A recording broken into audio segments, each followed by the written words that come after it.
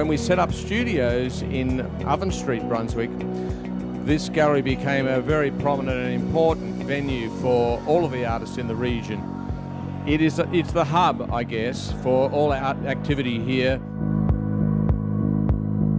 I've been associated with the Brunswick artist community for quite a few decades now, and the Coonahan to me has supported me in a lot of exhibitions over those times. The Coonahan Gallery offers an element of social justice. It's got a great collection.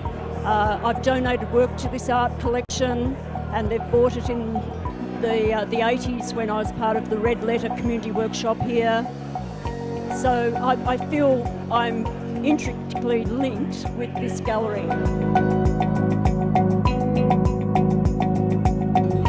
Since, of course, the gallery was established, it's become a really important cultural scene here with arts and music and cafes and the cafe culture, and it all seems to revolve around this Coonahan Gallery. I think it's been really supportive of a lot of artists, and hopefully for many years to come.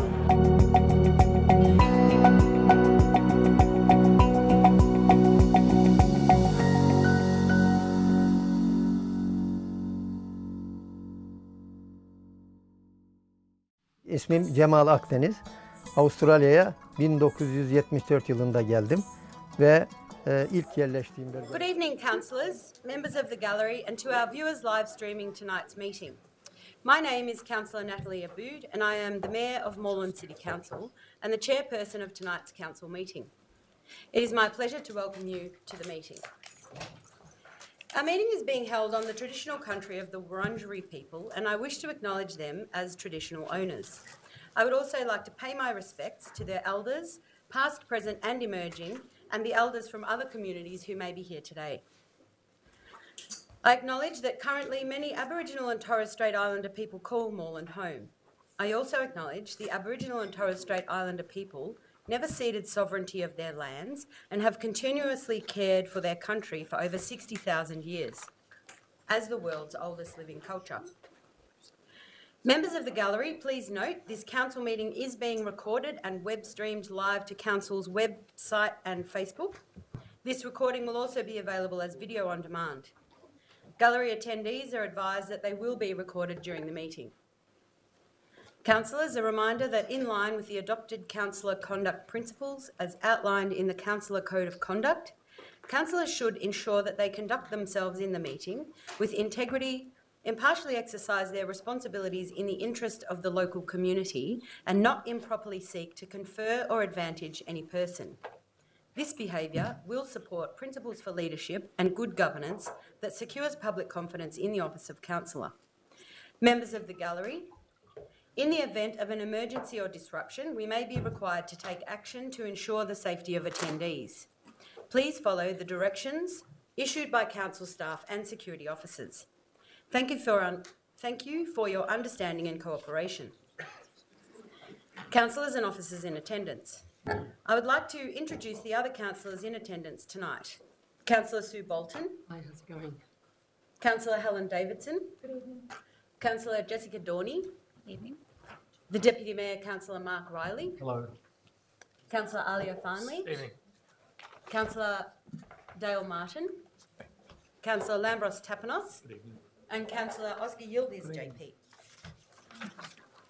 The officers in attendance tonight are the Chief Executive Officer, Dr. Nerina De Lorenzo, the Director of Community Development, Arden Joseph, the Director of City Infrastructure, Grant Thorne, Acting Director of City Futures, Phil Priest, the Director of Business Transformation, Sue Vucevic, the Director of Engagements and Partnerships, Joseph Tobacco, and the Executive Manager of Finance, Liz Rowland. I'll now move to apologies. Councillors, I have had an apology from Councillor John Kavanagh, and although in the past we have had motions to accept apologies, we actually don't need one. So I'll now also note that Councillor Anna-Olivia Carly-Hannan is on leave of absence from the 11th of April to the 12th of August. Leave of absence has been requested from Councillor Davidson from the 13th of May to the 5th of June and the 19th of June to the 31st of July 2019. Councillor Davidson, would you like to speak to your request for leave of absence? Just briefly to inform councillors that I will be requesting this leave. It's study leave, however, council doesn't differentiate between maternity leave or study leave, it's just considered leave. Thank you. Councillors, could I please have a motion to grant Councillor Davidson leave of absence from the 13th of May 2019 to the 5th of June 2019 and also from the 19th of June to the 31st of July? Councillor Riley and Councillor Martin's hand I saw. Is there any debate on this item? No. Put that to the vote. All those in favour? Against? Declare that motion carried. I'll now move on to the disclosure of interests and conflicts of interests. Councillors, are there any interests or conflicts of interest to declare? Yeah, I have a confidential item. Conflict with? Yep. So, okay, so if you just state the item which your conflict of interest relates to, just the number, maybe? The number is fine. Yep, just the number's fine. yep, it is DCI 8/19. Thanks, Councillor Yildiz. As you know, immediately before we consider that item, I'll ask you to provide details on the type and nature of the conflict of interest, and then ask you to leave the chamber before the item is moved and to return after the item has been considered and voted on. And I'd also like to call a conflict, Mayor. Yep. DCF 3019. Okay. On item, sorry, DCF 3019. 3019. Okay, so same thing applies. We'll ask you to leave the chamber before the item is moved and then return after the item has been considered and voted on. Sorry, Chair, just to clarify, I think Councillor Yildiz, that same item is also in the agenda, so it's not just in the confidential. Okay. Sorry, 819, so, Yep. Sure. so you'll need to vacate the chamber during that time. Yep, sure. Thank you, Councillor, finally for drawing that to our attention. Confirmation of minutes of previous meetings. Councillors, could I please have a motion for the adoption of the minutes of the council meeting held on the 10th of April and the 23rd of April 2019? Councillor Afanley? Can I have a seconder for that motion? Yep. Councillor Davidson? Thank you. Is there any debate on this item? I'll put that to the vote. All those in favour? Against? I declare that item carried. Councillors, now that we have confirmed the minutes and as we do not have any special committees, we'll move on to petitions. So, councillors, we've received a petition, PET 719, objection to proposed tram power substation at 211 Reynard Street, Pascoe South. Do I have a mover for the petition to be Councillor Bolton and seconded by Councillor Yildiz? Is there any debate on this item? No, I'll put that to the vote. All those in favour? Against? I declare that carried. Are there any, councillors, do you have any petitions to be? I've got one. Yes, thank you, Councillor Bolton. I'll just read out the wording of the petition so people know what it's all about. Yep. This is from the youth of Fawkner. Many young people in Fawkner would like to play basketball, but there's no affordable facility in Fawkner. The basketball court and the community hall is too expensive for many students to use, forcing people to go outside Fawkner to play basketball. People who have a driving licence are forced to drive to Craigieburn to play basketball, but people who are too young to drive are stuck without any affordable facility in Fawkner. Young people need a basketball court in Fawkner that they can walk to without having to leave their suburb to play. And it's signed by 58 people. Thank you, Councillor Bolton. So, do I have a mover for the petition to be received? Councillor Bolton and seconded by Councillor Riley. Is there any debate on this item? All those in favour? Against? Declare that carried. Councillors, do you have any other petitions to be tabled on behalf of residents? No. Petitions tabled by the gallery. So I'll now ask if there is any member of the gallery that has any other petitions to be tabled this evening. You have a petition? Well, I've submitted some questions and it's not on the agenda. I'm not quite sure. This is my first time I've attended. So sure. So what will happen is we'll move to question time in a minute and we've got copies of the questions here and we'll work through as many as we can. My apologies. That's okay. Totally fine. Okay, so now I'll move to public question time, and I'll just outline what happens. So this is an opportunity for 30 minutes for people to raise questions with councillors. I'd like to outline the process. Please note that if your question relates to a matter on any of the reports, then this is the time to raise the question with us. Questions can be submitted online prior to the meeting. A maximum of 2 questions is allowed per person, and questions that relate to a matter listed on the agenda will be dealt with first. When I invite you or your representative, you must ask the question without taking longer than 2 minutes. I will ring a bell, or maybe tap that glass with something because I don't have a bell here, at 1 minute and 45 seconds, which means that you have 15 seconds to complete your question. If you have submitted a second question, it may, at my discretion, be deferred until all other persons who have submitted questions have asked their first question and/or not be asked if the time allotted for public question time has expired. The maximum of 3 questions will be heard on any one subject, and we will proceed on to the next topic, and if time allows, return to the previous topic. Either myself or another councillor will answer your question, or I will ask the Chief Executive Officer to either provide a response or refer it to another council officer. As detailed in the Meeting Procedure Local Law, Section 35(17), as chairperson, I have the right to disallow certain questions if it is defamatory, indecent, abusive, offensive, irrelevant, trivial, or objectionable in language or substance. If a further response to your question is provided at tonight's meeting, there will be no further formal response. However, Council will action any commitments made in answering the question. Question time can only be extended for one 30-minute period and only for the purpose of responding to questions that are related to matters listed on this evening's agenda. If your question cannot be answered, it will be taken on notice and responded to between now and the next council meeting and reported in the governance report. We have 30 minutes and I want to make sure we hear all of the questions, so I also request that councillors who answer address each question succinctly. So commencement time will be 7:10. Councillors, the 30 minutes of question, oh, that's for later. So the first question I have here is John Englard. If you would like to come forward, John.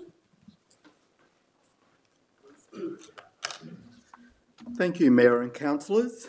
My question is actually in regards to the Westbreen Creek Conservation Plan and Development, and it's in connection with that.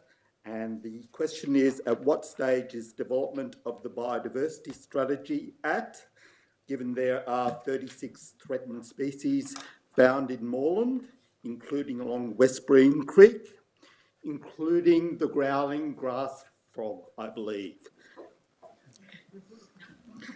So that's my question.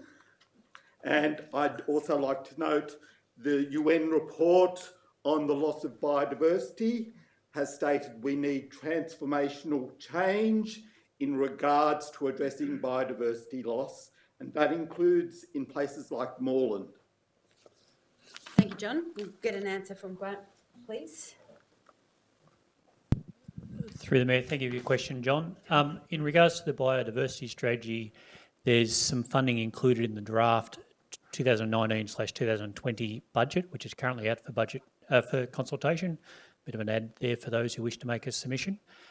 So there is money included in there to develop that strategy in the 1920 year, subject to approval through the budget process. Thank you, Grant.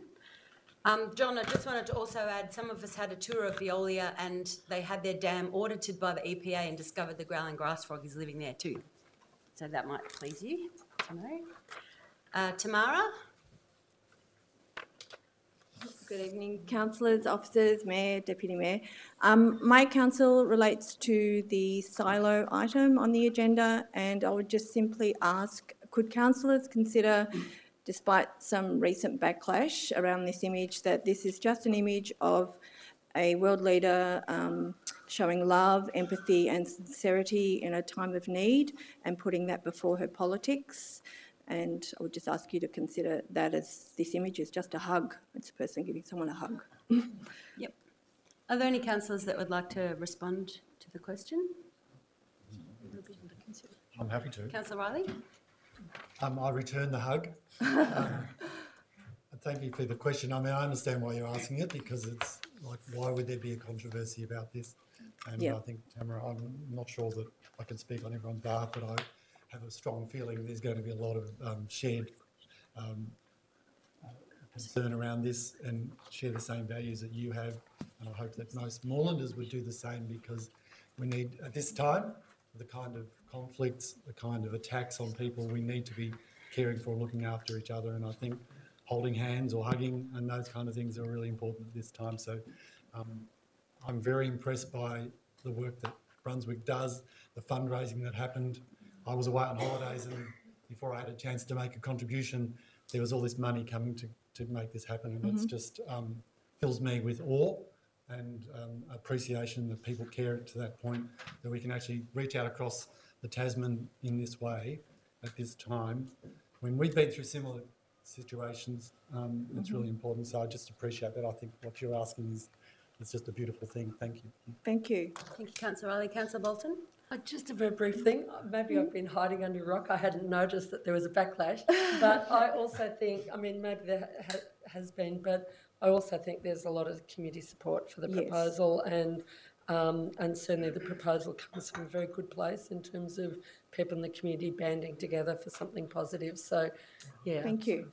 Thanks. Councillor Yildiz? I'll probably reserve my right. I'll discuss it when the nom comes up. But it's a no-brainer.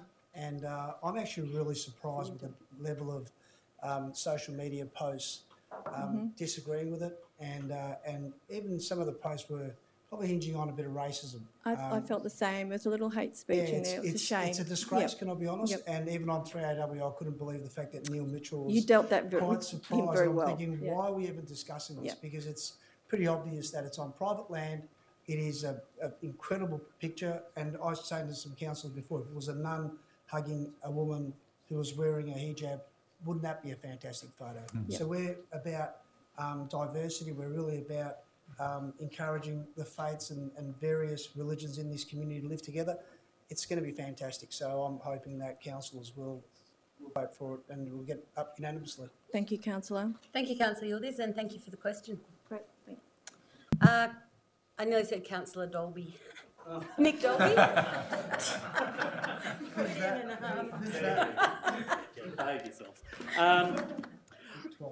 If I remember rightly, by the way, the suburb of Seddon is named after a Victorian politician who had been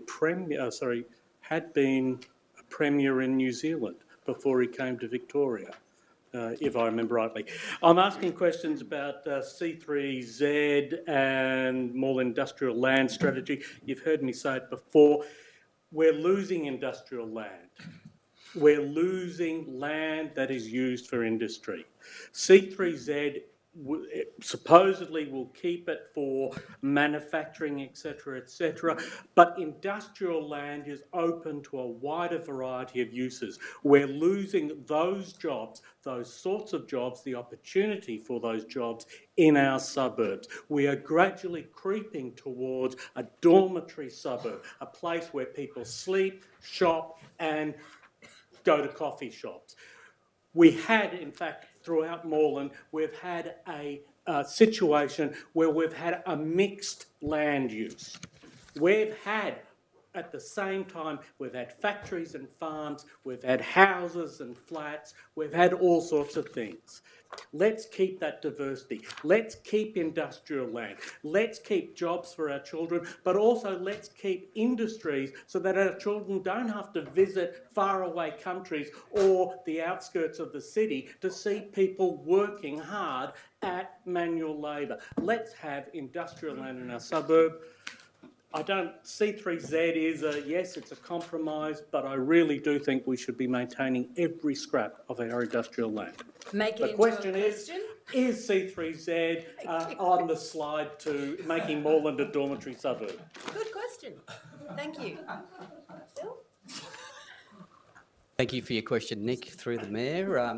I think actually the C3Z is a step in the direction that you're seeking in terms of a truly mixed-use zone.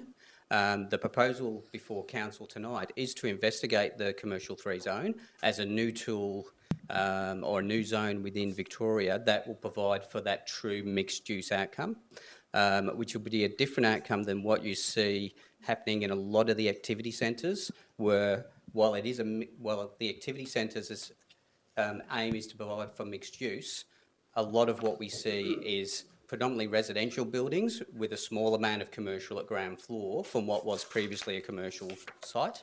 The C3Z zone provides for a 50% or a percentage mix of both commercial and residential mandated within that zone. So it's a new tool, and it's quite exciting as something that could be pursued to get better employment outcomes within Moreland.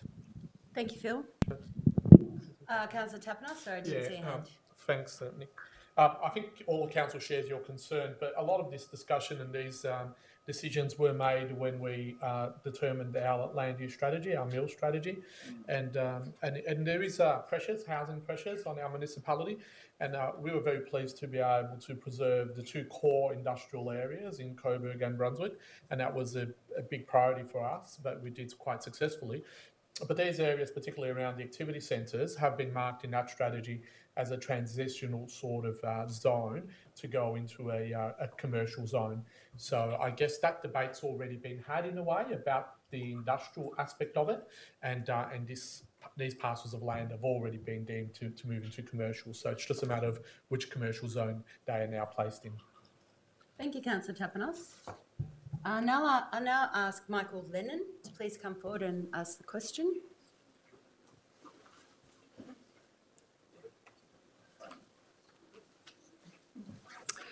Good evening, councillors. We're obviously, so I run Housing Choices Australia, which is a provider of social, community and disability housing. We're the largest provider of disability housing outside the Victorian government. We deal with disadvantage defined in all kinds of ways. I guess my key question is the relationship between the council's definition of housing need and its housing strategy, where there's a chronic undersupply of, I think the figures are more than 3,000 dwellings, and the extent to which the zoning changes will allow or support and facilitate that. Thank you. Are there any councillors that would like to answer the question?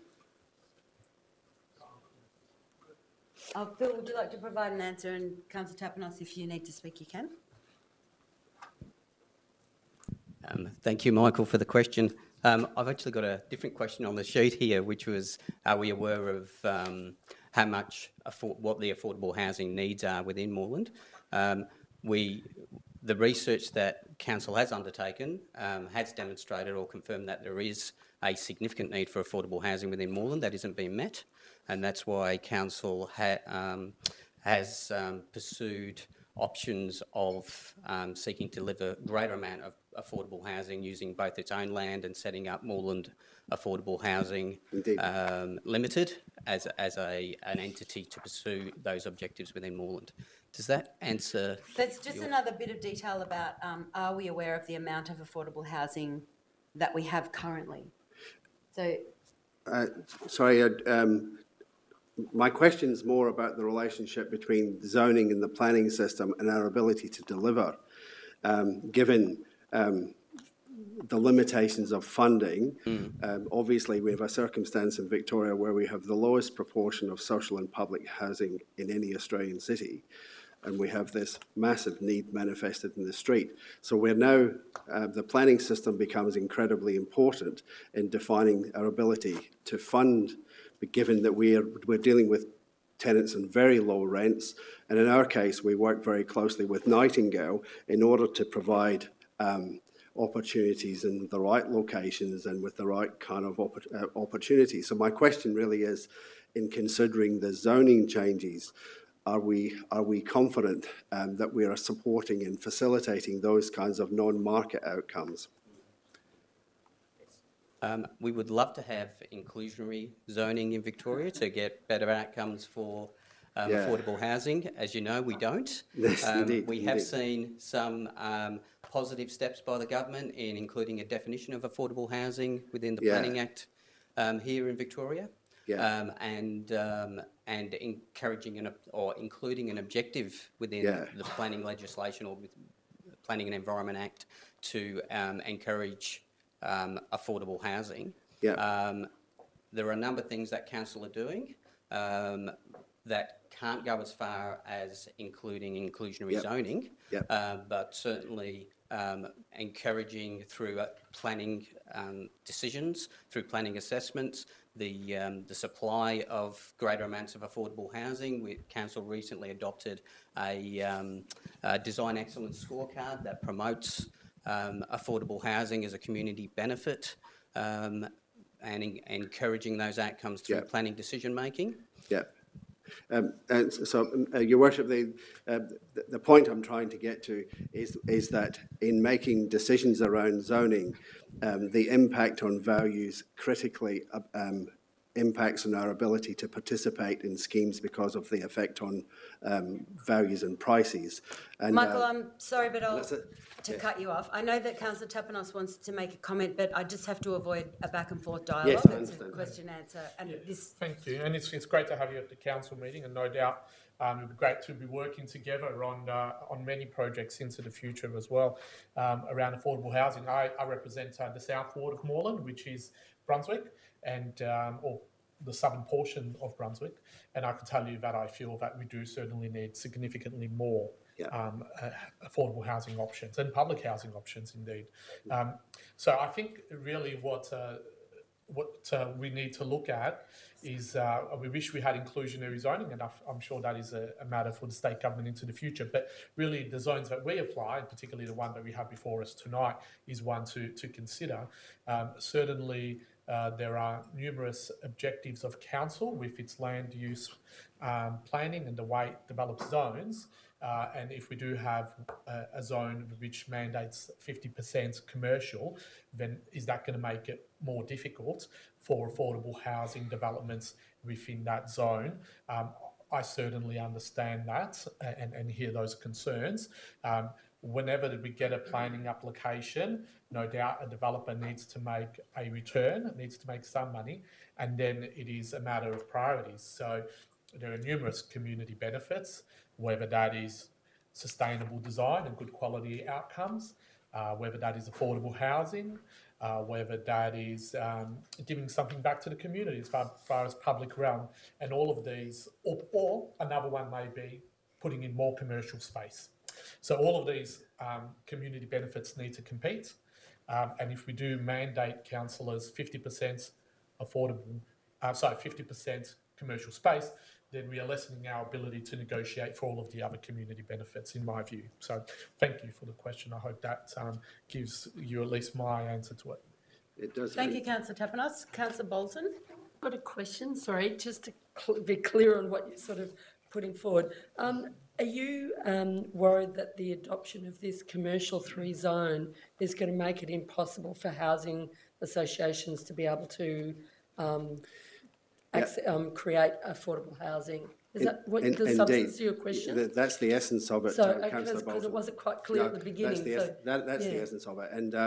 And the critical impact on land values, and it is the case, it's not my personal position, but the only way in which this can be done at the present time is by not-for-profit housing providers borrowing significant amounts of money and keeping rents low for the occupants. So what it means is if the entry price of the land is prohibitive, we can't do these schemes. Mm-hmm. So that's, I was asking perhaps, Your Worship, perhaps too obtuse a question, but it's this interaction between zoning, the impact of land values, and our ability to fund schemes to get people housed.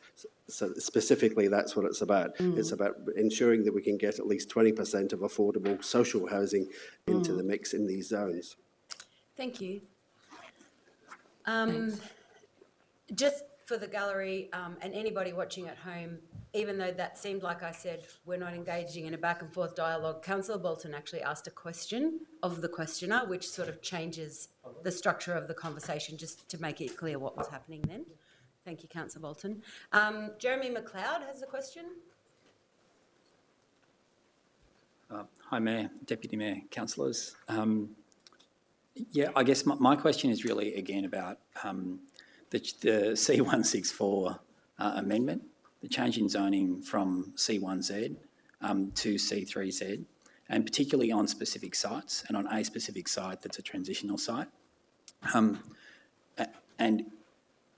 And given that Moreland currently has a shortfall of over 3,800 affordable housing units, and that we don't have the ability to do inclusionary zoning, if there was some other mechanism to essentially mirror inclusionary zoning, like a Section 173 agreement, which commits to 20% affordable housing, like they do in London or New York, that could also, that same Section 173 could also commit to 30% commercial space. So you get your employment, you get your affordable housing, and then you can still do that under the C1Z. You don't need to move to a C3Z. And I'm not saying that that applies to all sites, but I'm saying that that may apply to a specific transition site, an island site. Thank you. Thank you. Are there any councillors that would like to address the question? Cool. Thank you. Thanks for the question, Jeremy, and through the Mayor.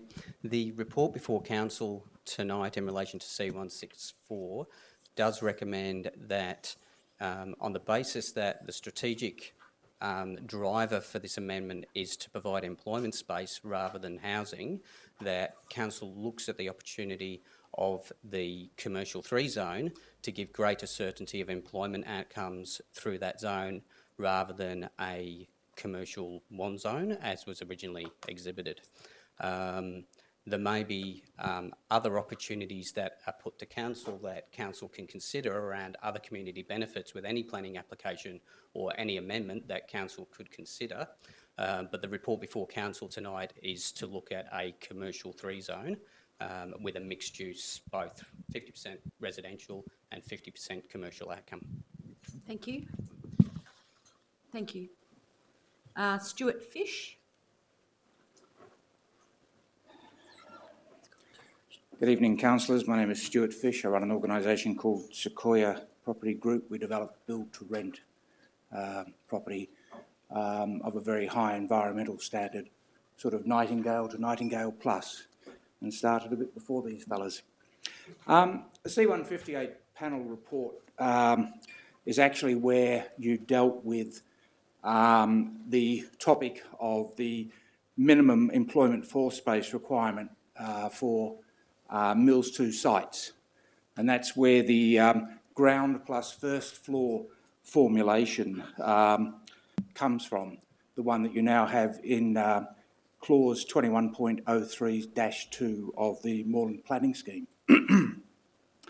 And I guess what I wanted to ask was, considering the years of successive analyses and strategic reviews that have gone into the mills, I wonder if councillors, any councillor or Mr Priest, could identify for me the basis within mills for significantly increasing the minimum employment floor space requirement that will be imposed on what appears to me to be a random selection of Mills 2 sites if Amendment C164 Part 2 is abandoned and you proceed with C3Z.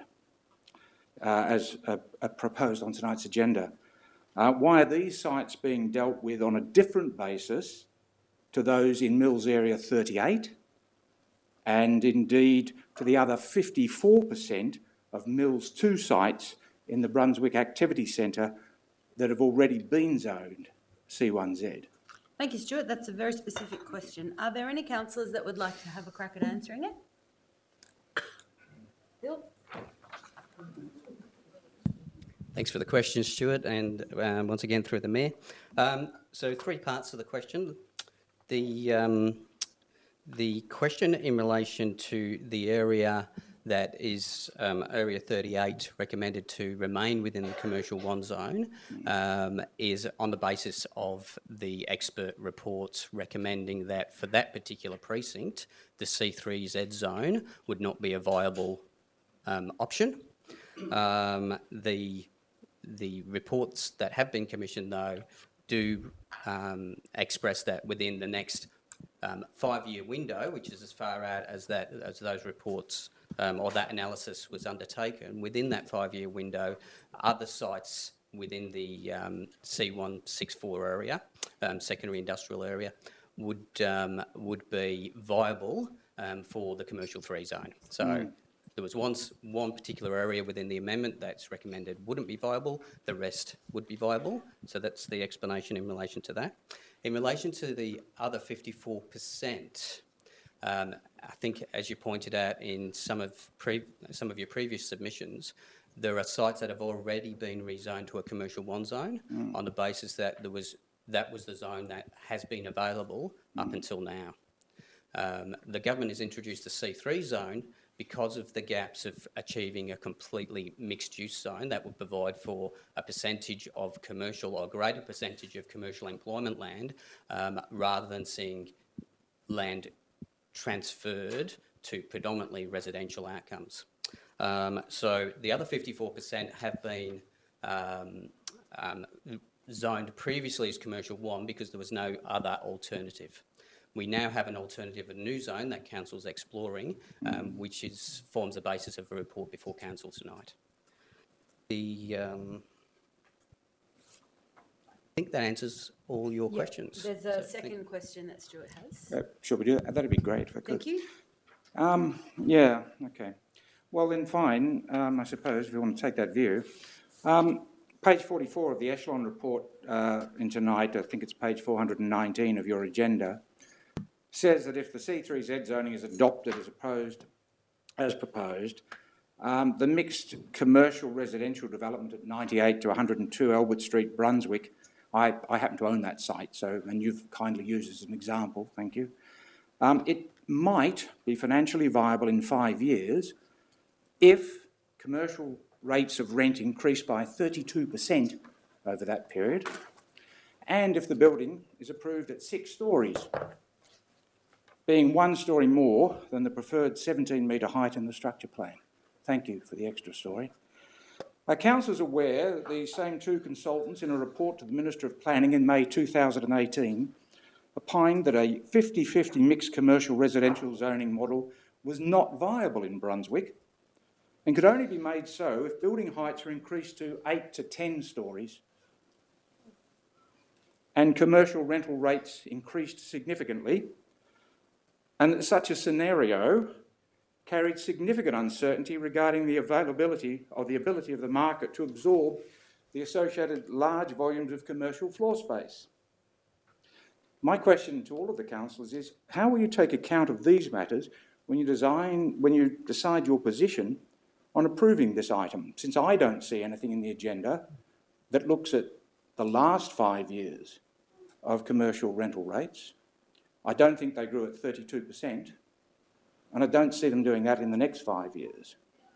And I certainly don't think that you'd smile at me if I came to you for 8 to 10 stories, would you? Should we try and get you an answer to the question? That'd be good. Any councillors? No? Phil? Thank you. Yeah. Thank you. Thank you, Stuart. The report before Council tonight is based on the Echelon report that you're referring to, and that is recommending that we pursue the commercial 3 zone site. In relation to the concern of this would lead to developments of 8 to 10 stories to be viable, I think the comfort that can be gained around that is that to achieve 8 to 10 stories with a 50-50 split between commercial and residential, to achieve the greater residential yield, you will also need a much greater commercial yield. So I don't think the report and the advice and discussions that we had back from Echelon was saying that buildings of 8 to 10 stories with a 50% yield is what's being proposed or recommended. It's what they said to the Minister of Planning in May last year, though, isn't it? Same chat, different paymaster. Thank you. Okay, so now we have... The question as well yeah, Councillor Tapanos. Just a couple of queries that I had as well. So, the 52% that's currently that went through, is that been embedded into the scheme, or is that still with the Minister? So thank you, Councillor. My response to that would be that those sites that have already been rezoned from industrial to commercial 1 before the C3Z zone was available. So previous rezonings with the tools that were available to council at that time. Thank you. Okay, so we'll now move on to the questions that are related to the PTV substation at Reynard Street, and I have Ainsley Hannon at the top of the pile. Thanks, Ainsley.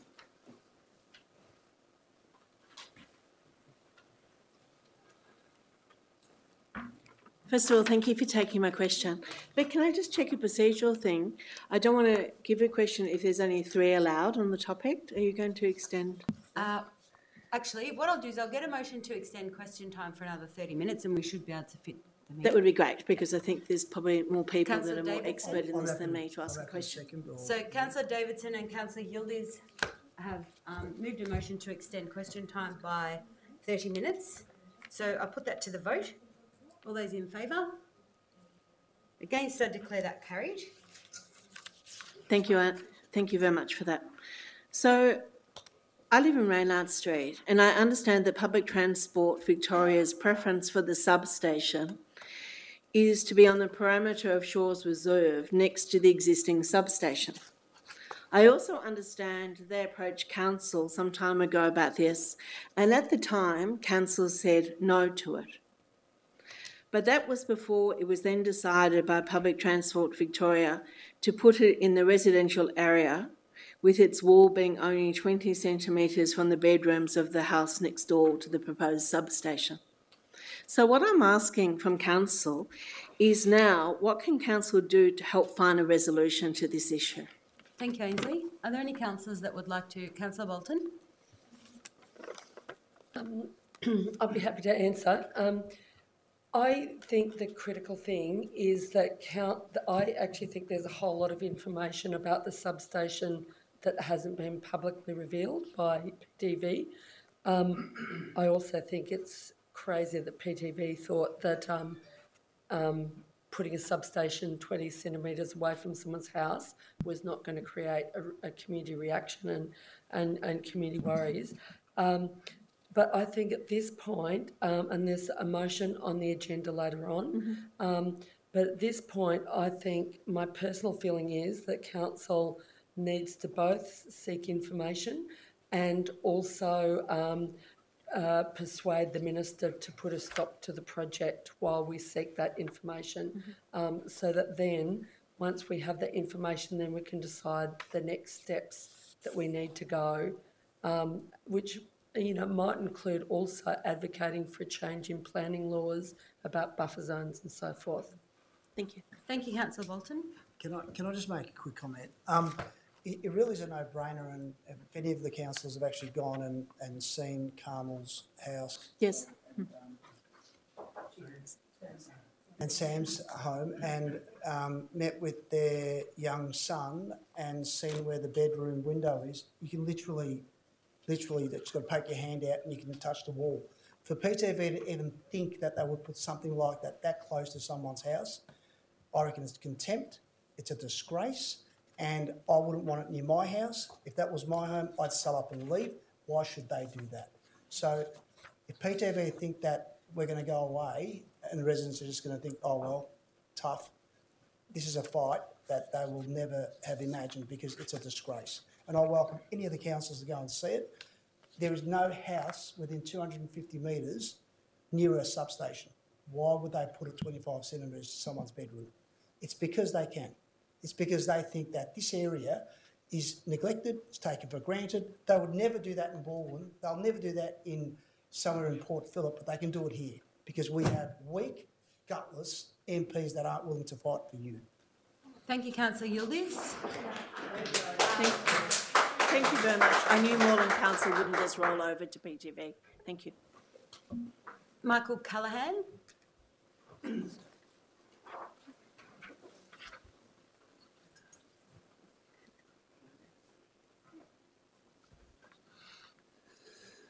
Thank you for your time, Mayor and councillors.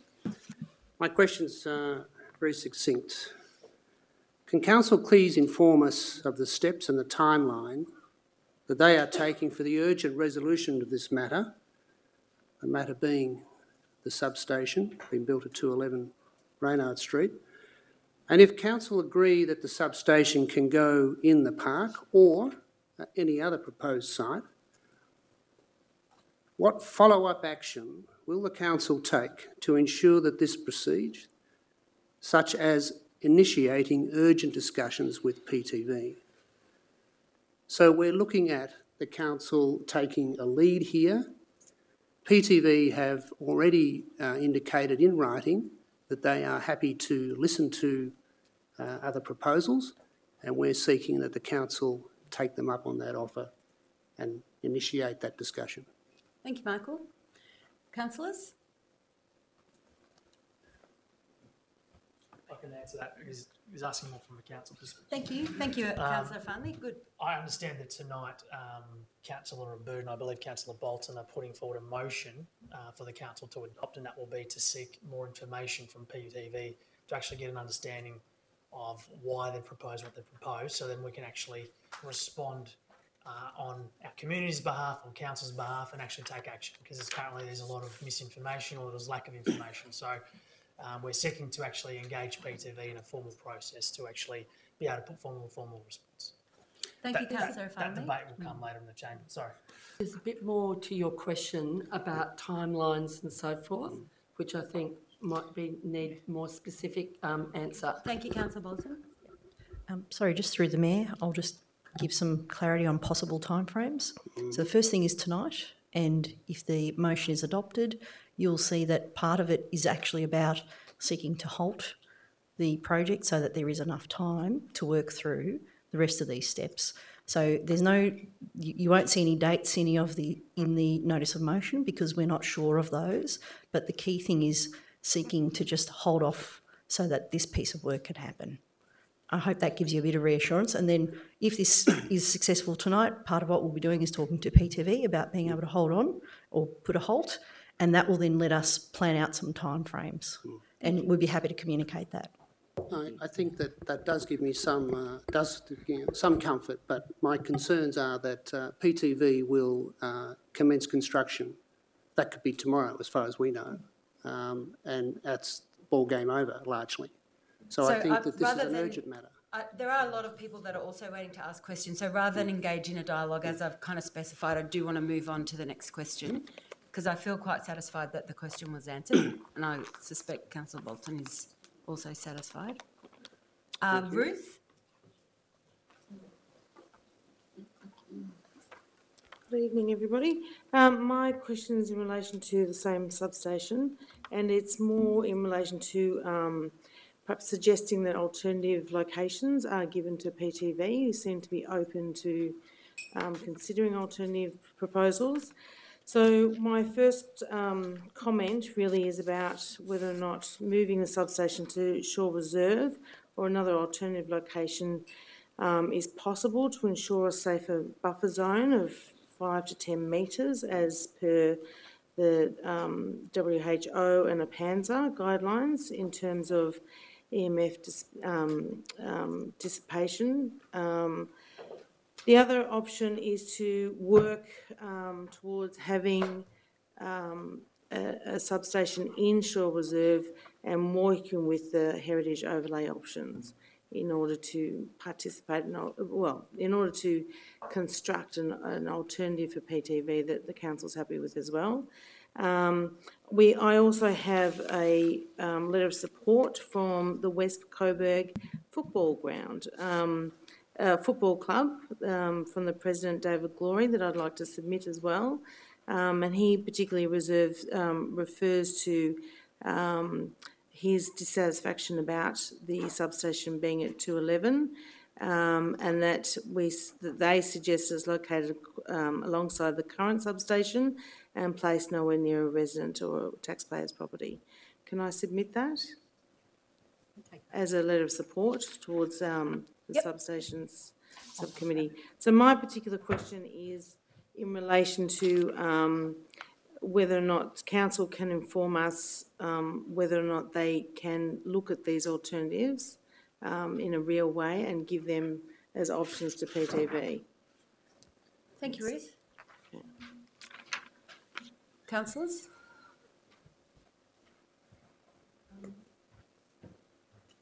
Well, I certainly agree that there does need to be a looking at alternative venues for this site. I think PTV has chosen the wrong site, and actually I sort of realise that's an element which is missing from one of from the motion tonight, which might need a slight amendment. But I certainly believe there needs to be clearer guidance in the planning scheme. I mean, not just for this site, but I imagine there will be proposals to build substations in the future, whether along this tram line or other tram lines in Moreland. And I certainly believe there needs to be some sort of guidance about buffer zones and so forth within our planning schemes. But I also believe there does need to be an alternative site.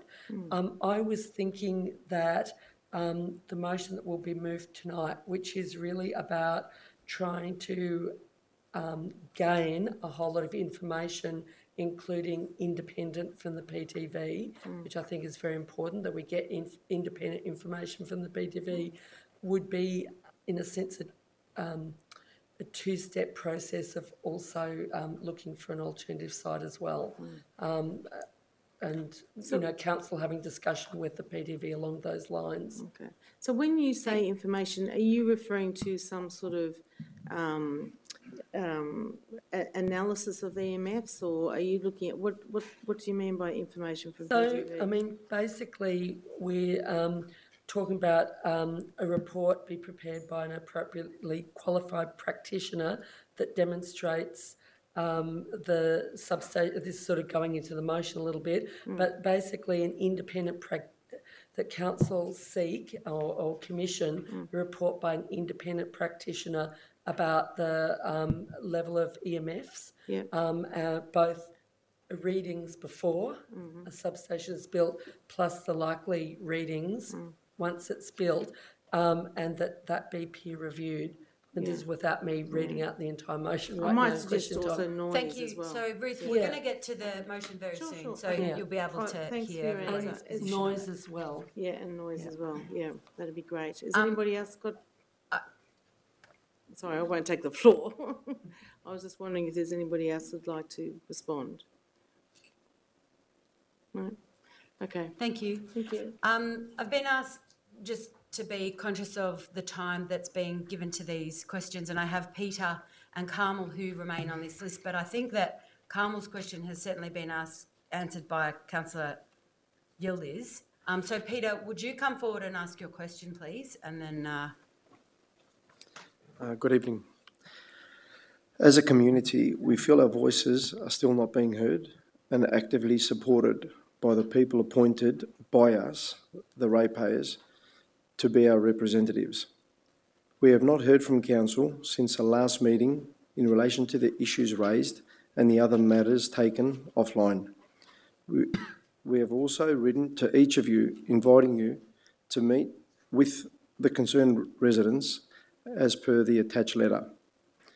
We would like to acknowledge and thank the following councillors who responded to our request. Councillor Sue Bolton, Oscar Yildiz, Lambros Tapanos, and the Greens member Tim Reid. We would like to point out that we do not trust the integrity of any of PTV's assurances that the substation will meet all safety regulations. The EPA fined the Brunswick substation in April for exceeding accessible noise levels for all the nights it was tested in February this year. The Brunswick substation is not 20 centimetres from an adjoining home, and this is the Reynard Street proposal. This extreme proximity will only amplify any noise further. Given the lack of any communication since the last meeting and with the issues raised since, can you please report back any follow-up conversations with the PTV that address our concerns and any actions taken to date? Thank you. Who's the right person to answer this question? Thanks, Phil. Thank you for your question.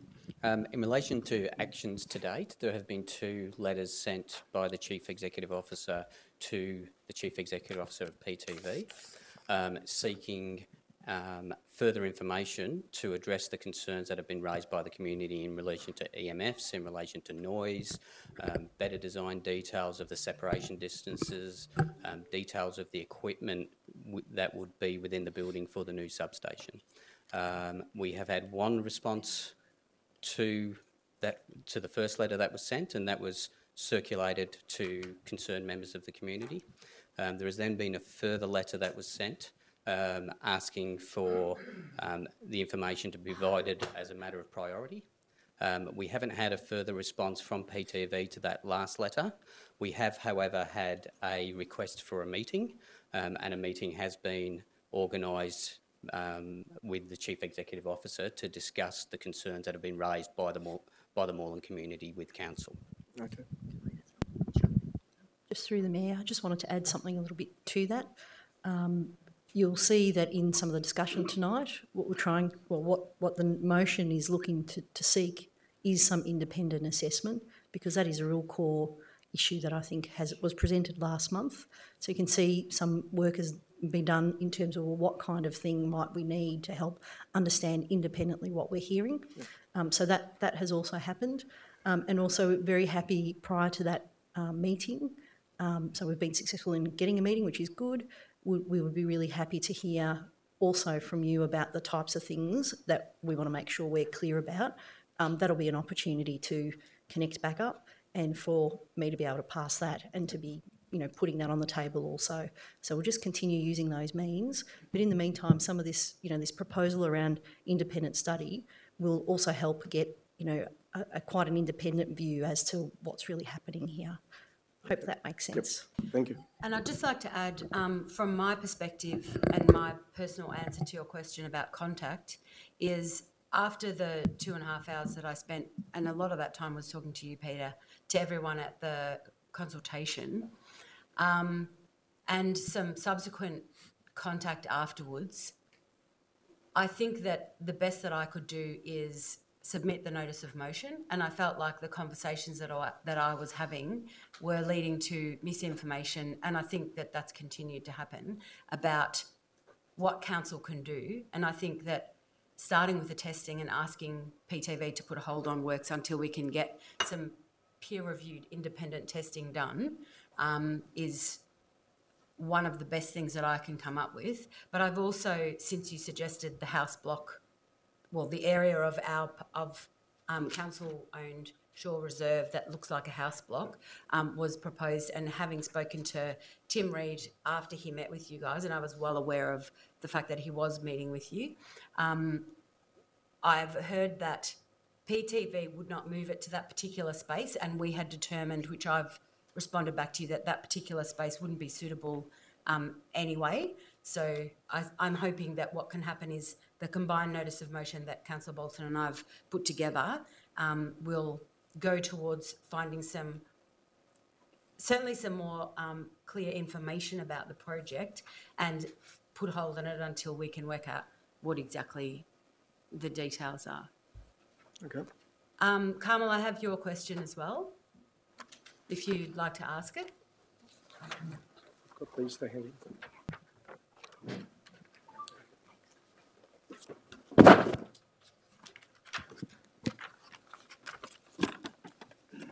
Good evening, everyone. My name's Carmel Occhiano and I live next door to 211 Reynard Street. I found out about the substation in January, and since that day our lives been turned upside down. This proposed substation has put such stress on us, not only my family but the residents in this area. We, the community, oppose this substation and have been for the last 3.5 months. As our councillors, you need to help us, the community, to put a stop to this outrageous proposal and have it relocated to a safer location. Just imagine, this is your family home. You've been living there for over 50 years. Then one day you get told by PTV that they want to build a substation next door to your family home. 20 centimetres from building to building, with the unknown inside, constant loud noise. You're afraid that this could explode one day, and they have. This is where your family sleeps and lives. Moving is not an option anymore, as the devaluation of your home will devaluate massively. My question is to all of you, each one of you, would you want a substation built next door to your family home? That's my question to all of you. Thank you, Carmel.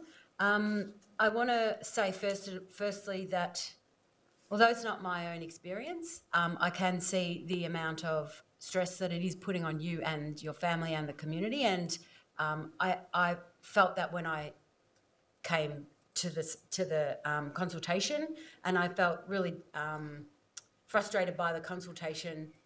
And although this is not my experience, so I understand it will be magnified because you're right in the firing line of this, what I would want is I would want support and I would want more information. And with the levers that I can pull, that's what I'm trying to get for you. And in terms of whether I'd want one next door, I don't know that I can answer that because it's not my experience, but I would want more information about it, certainly. So that's my answer, and maybe some of the... I know Councillor Yildiz has already made it very clear that it isn't something that he would want. Is anyone else interested in... Councillor Bolton? I don't believe they should be building the substation 20 centimetres from anyone's home, my home, your home, anybody's home. I think my personal feeling is it's an inappropriate location. Obviously, they need to go somewhere. There need to be safe buffer zones. But I think, and my understanding is your bedrooms are on the same side as the substation. I just think they were crazy for thinking that this was going to be acceptable. Yeah, I'll leave it to other councillors to answer. I'll also just make a comment. I really appreciate you welcoming me in your home, and I was right where your son's, it was your son's bedroom, wasn't it? Yeah. So honestly, councillors, if you go, what you see when you go into his name, Frank. So if you go to Frank's bedroom, all you see is this massive brick wall at the moment. At least there's no noise coming from there. And the fear is that if this substation did go in there, they're saying that it won't emit much noise. But forget about the noise, the amenity, the way it looks, the aesthetics is not going to be too crash hot. So, but let me quote you something. As Dale Kerrigan once said in the movie The Castle, it's not a house, it's your home. It's my castle. It's a man's home and it's your castle. Yep. You bought that 50 years ago. The people living next door to you, the people living across the road. This young lady here, when they moved into their new home, they never thought that they were going to have a substation across the road. Councillor Yildiz, just let me interrupt you for a sec, because there are other councillors that might want to answer the question. We have 10 minutes left and 3 more questions here in the pile. And also we'll probably talk about it, and I will bring it forward so you don't have to hang around till the end of the agenda to hear the motion. So are councillors happy if I move on to the next 2 questions? Thanks, Carmel. Sam Capuana. Thanks, Sam. Good evening, Mayor, Deputy Mayor and councillors. I'm a resident of Pascoe Vale and have lived in Merri-bek Street for 25 years, grown up in the area and almost lived in the area for 50 years. My concern is, and my question is currently there is a development at 28 to 30 Merri-bek Street on the corner of Derby Street and Merri-bek Street. The question I have, and I've got 2 questions, so I can ask the first question and have an answer and then ask the second question. My first question is, what is the council's infrastructure plans to cope with the increased traffic on Derby Street, which is also a bus line, with the new 12-unit development under construction, and how they're going to cope with the traffic on Derby Street at the intersection of Boundary Road, where it's a stop sign, where at the moment the traffic is at a standstill during peak hour and cars are playing chicken to cross the intersection. So that's my first question. What is the council's infrastructure plan? Thank you, Sam. I think Phil's probably the best person to answer that question for you. Thank you, Sam, for your question through the Mayor. I just had a look into the history of this particular application. Yes. And back in February 2015, Council refused the application for these dwellings. That application then proceeded to VCAT, where Council's decision was overturned and a permit was granted. Now, I can only presume, without knowing the detail of that specific application, that the issues that you're raising regarding the traffic impacts would have been part of the assessment that VCAT had to make in that hearing. And therefore, they would have been considered as being addressed in the issue of that permit by VCAT at that time. Thank you, Phil. So I guess the subtext between that is we're going to have to deal with it the same way you'll have to deal with it, because it's kind of been put on us, you know. And the next question, Sam? And the second part of the question is how is council going to manage all the street parking within the area where it's already a difficult problem with the developments that have happened? So it's only going to increase by a further development, and there's also a further development proposed across the road, which will see another 12 units, which was also at the time put to council for objection and overruled. I have no problem with development.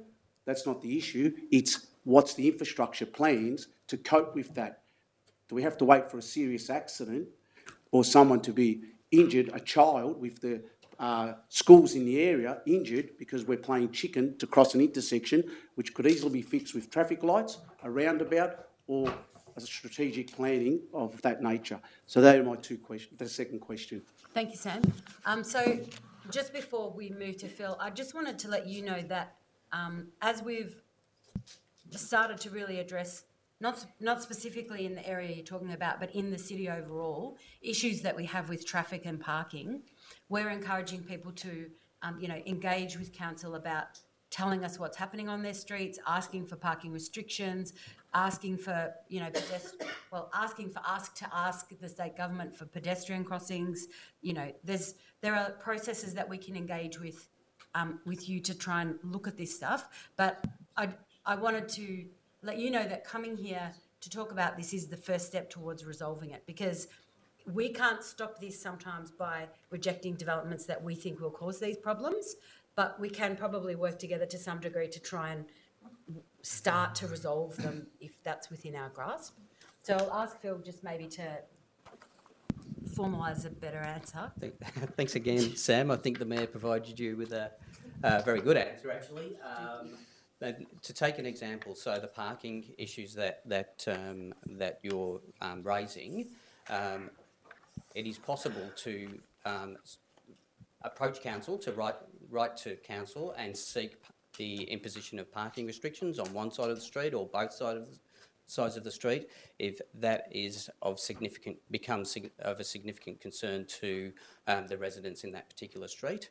The process that we would go through is to survey the street and gauge the level of support for the introduction of those parking restrictions, and there is a process for making a decision then based on the responses that are received through that consultation process. But that would impact the residents that live there, because then they will have difficulty in having parking their own cars. And I can only speak on behalf of myself. I have 3 children who will eventually be 18, will need car parking. And if I've got no spots, it makes it difficult. Yeah, I understand. I just thought I'd present that. I've photos also of the current development of how they're parking. They're not following the parking regulations and parking as they please, causing difficulty for the residents and other motorists to get out of the street. Sam, I've got about 2 minutes to get to the next question. I'm finished, Mayor. But we can possibly talk to you, like you can contact any one of us and we can follow this up with you. So, and they're all dated, so there they are. Thanks, Sam. Helen, if you'd like to come forward, you've just got enough time to ask your 2 questions. Thank you, Helen.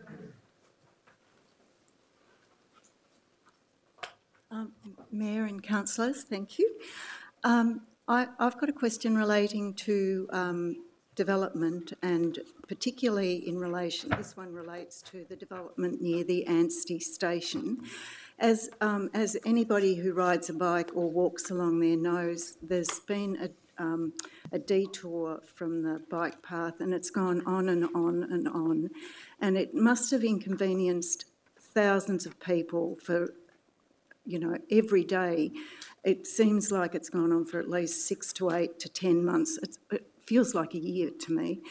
And I just wonder if there's a special fee that's attached, an inconvenience fee that's attached to development to try and encourage developers to actually do a section of work and then allow the path to be sort of used and then plan their development again so that they, can maybe do some sort of construction to allow people to use the path. It's quite dangerous as it is because people have to detour off onto main roads, etc. Thank you, Helen. Bill? Thank you for the question, Helen. In relation to the question of fees that are fees charged for the use of public space during construction, the answer is yes, there are permits that have to be obtained and there are fees for the ongoing use of that public space so that there is, I guess, some return back to the community from that revenue being reinvested by council. In the case of the site that you're speaking about, much of the land, though, is not controlled by council, is not owned by council, and therefore those permits from council aren't applicable to most of that land because it is VicTrack land rather than council land. Right, thank you. Thank you. And Helen, your second question? Right, the other question relates to the Pentridge development and particularly the signs that are, have been, there's an application up to approve the signage, and if residents aren't aware of it, I'd encourage everyone to go and have a look at the plans because some of the signs are the height of the wall and they're close enough to the wall that it will mean that any photos are virtually impossible. You'll have to go to an old textbook or something like that to actually get any serious heritage images of. And it's not just the outside, the inside, the plans for signage on the inside is just extreme. So the Pentridge Community Action Group are requesting that council write to the state government and actually ask them to prepare some sort of, commission some sort of heritage report on signage that would be appropriate for the area. And at the moment it looks like it'll look like a shopping centre or a convenience station as you're driving along the freeway and you see these massive signs there, over, a metre wide and lit up, and it's really just seriously not appropriate for the area. Thank you. So the question is about whether we can request... Oh, and would you also please could you please refuse the existing application that's in there because it's so inappropriate to the heritage area? Thanks for the question, Helen. So there's two aspects that I'd be keen to get a better understanding from yourself, actually. Yeah. There's a current planning application on foot and you've objected, yes. Lodged an objection to that planning application? The Pentridge Community Action Group have lodged an objection and quite a lot of us have also lodged objections as well. And I think as part of those objections, suggesting that there be a coordinated approach to signage across both sites is a good point to make. That can be considered in part of the assessment of those applications. I would also take it that there's an application before Heritage Victoria or that a permit has also been sought from Heritage Victoria for the signs, given that the sites... I'm of the understanding that they actually gave permission almost a year ago. It was quite so. Right. So I think that they've actually got permission from Heritage Victoria, but I might be wrong. Look, maybe what I'll do is find out a bit more and if I can grab your contact details. No, I have those with your previous question. Give you a call back on it within the next few days. But the initial answer to the question would be include those concerns and those submissions as part of your objections so that they can be considered as part of the assessment of the application. All right, Thank you, Phil. And would you be able to find out for the councillors whether signage was any part of the initial master plan for the site?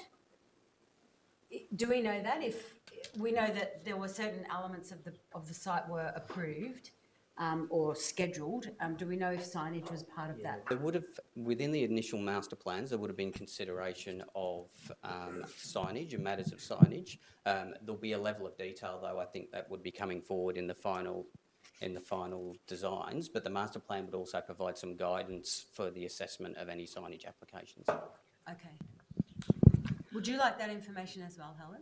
About the, yes, or do you have it yes. already? Maybe you probably know more about it than I do. Could I also just hand this question because it's slightly changed? Thank you. Thank you. Okay, so we've only just managed to squeeze it in, but I think it's appropriate that we draw an end to public question time and move on to the reports. So just to notice that the next item, which is on notice responses, which are the written responses to the questions that we couldn't answer in the chamber, are now incorporated as part of the governance report, although I don't think there were any on notice answers provided or due from the last question time. So I'll move on to the council reports. And as I said, what I'm... Can I ask that you move some of the reports forward, please? Yeah, yeah. Well, what I'm going to do first is bring forward the notice of motion related to the substation. Thank you. I'll just find the words. Page 887. Yeah, it's been amended, so I'll just...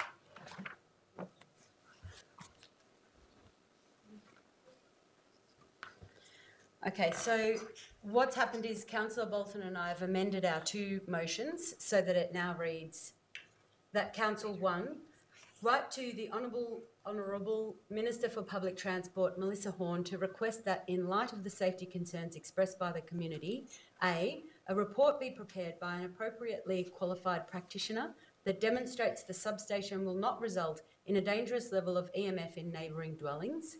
The report should detail the appropriate acts and regulations that guide EMF assessments and control measures and the substations and high voltage installations exceeding 1 kV AC, Australia standard, and then in brackets AS 2065-2016. The EMF report expert should include base level EMF testing on the site. And then B, detailed specifications of the substation transformer equipment are provided, including physical dimensions, setbacks from boundaries, and likely output of electromagnetic fields, or EMF. C, detailed plans of design features to contain the likely EMF levels within formally recognised safe limits. D, concept drawings of the proposed substation building, including height, setback from all boundaries, construction materials, external lighting, external air conditioning units, signage and points of access. And E, an undertaking be provided that the 211 Reynard Street Coburg substation project will not be further progressed until the information sought above has been made available to Council and the local community.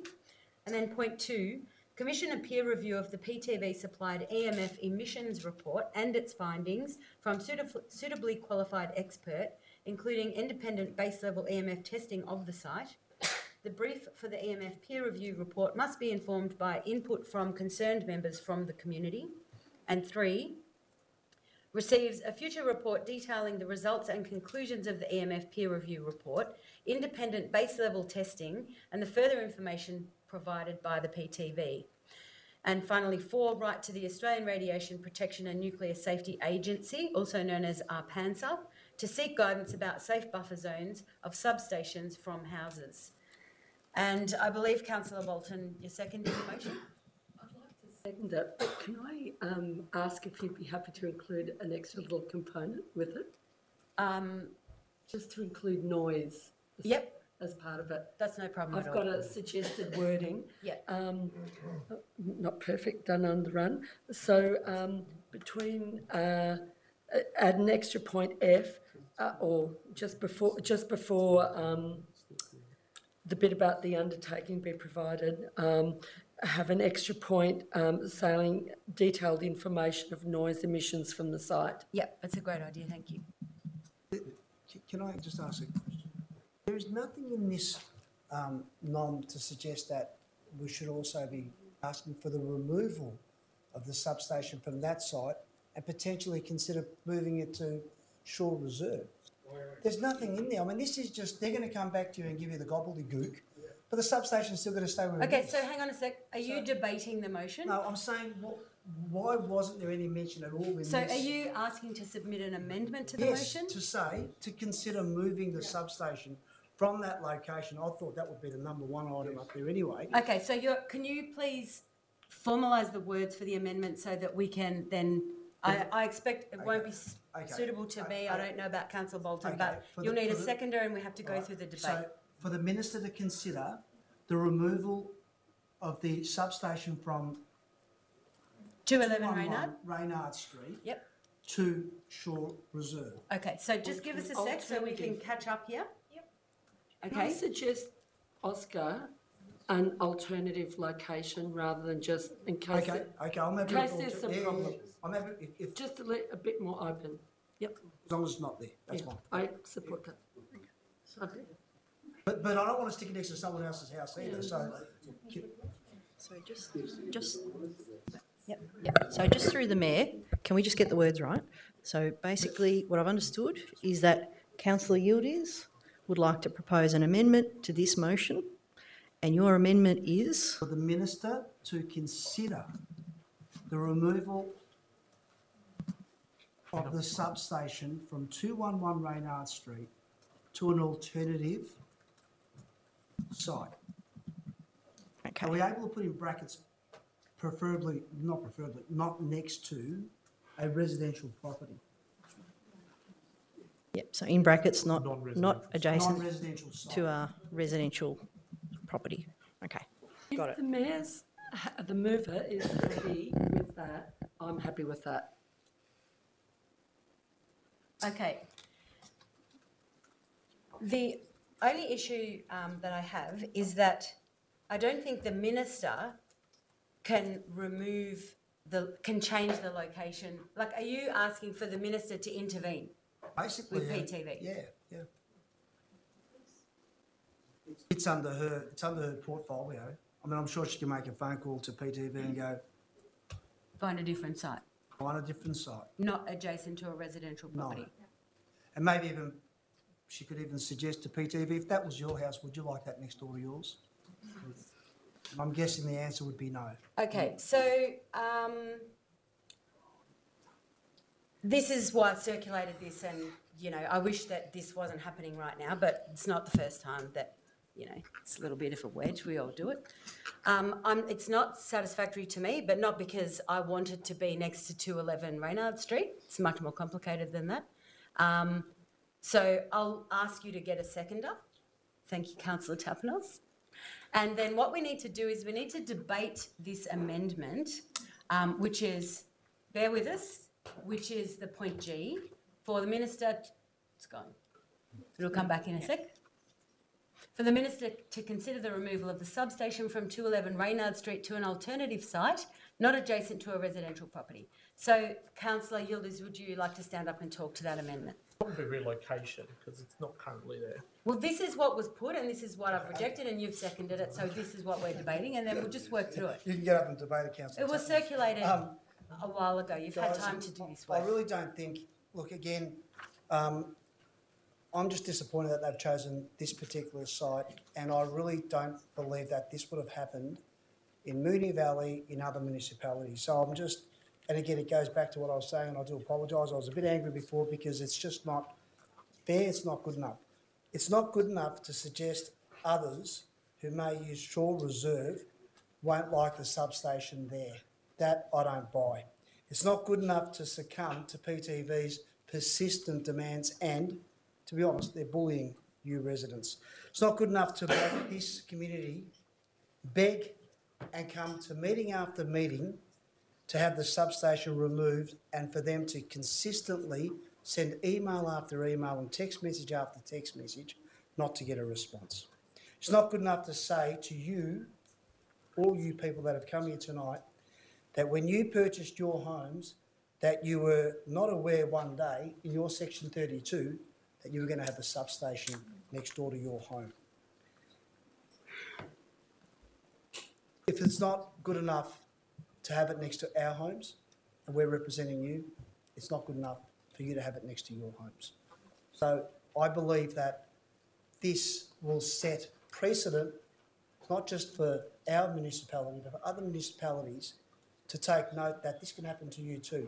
And if you don't do what you're doing by coming here tonight and expressing your opinions and your views, I think this will continue. So I'm hoping that councillors do vote for this, because it'll send a very clear message to PTV that you must consult.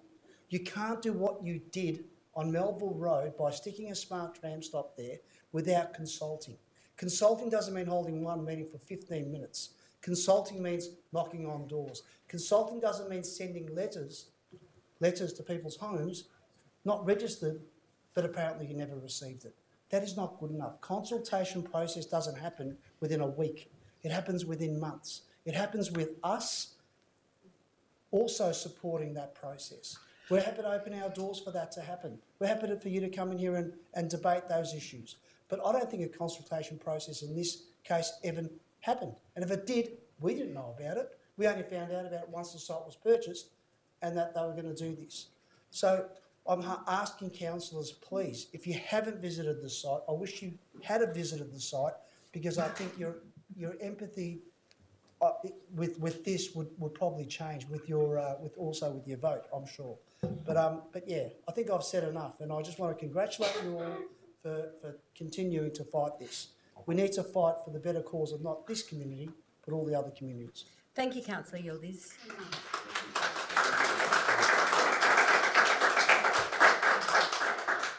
I'll be quick.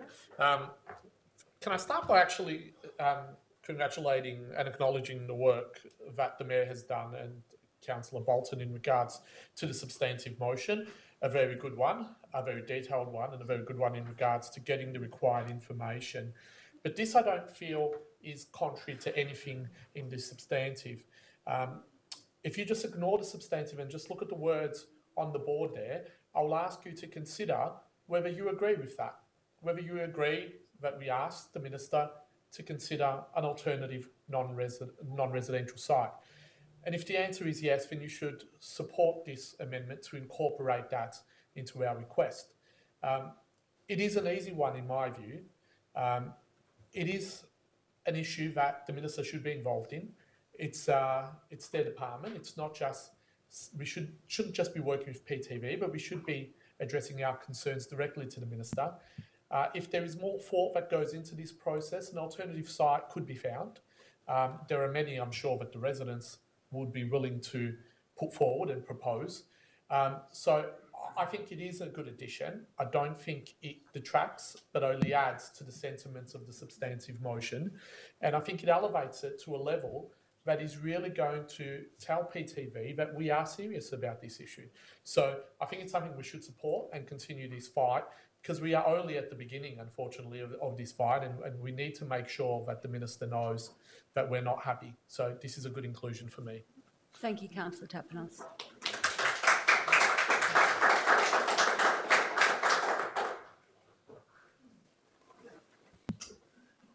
Okay, so are there any councillors that would like to speak against the amendment?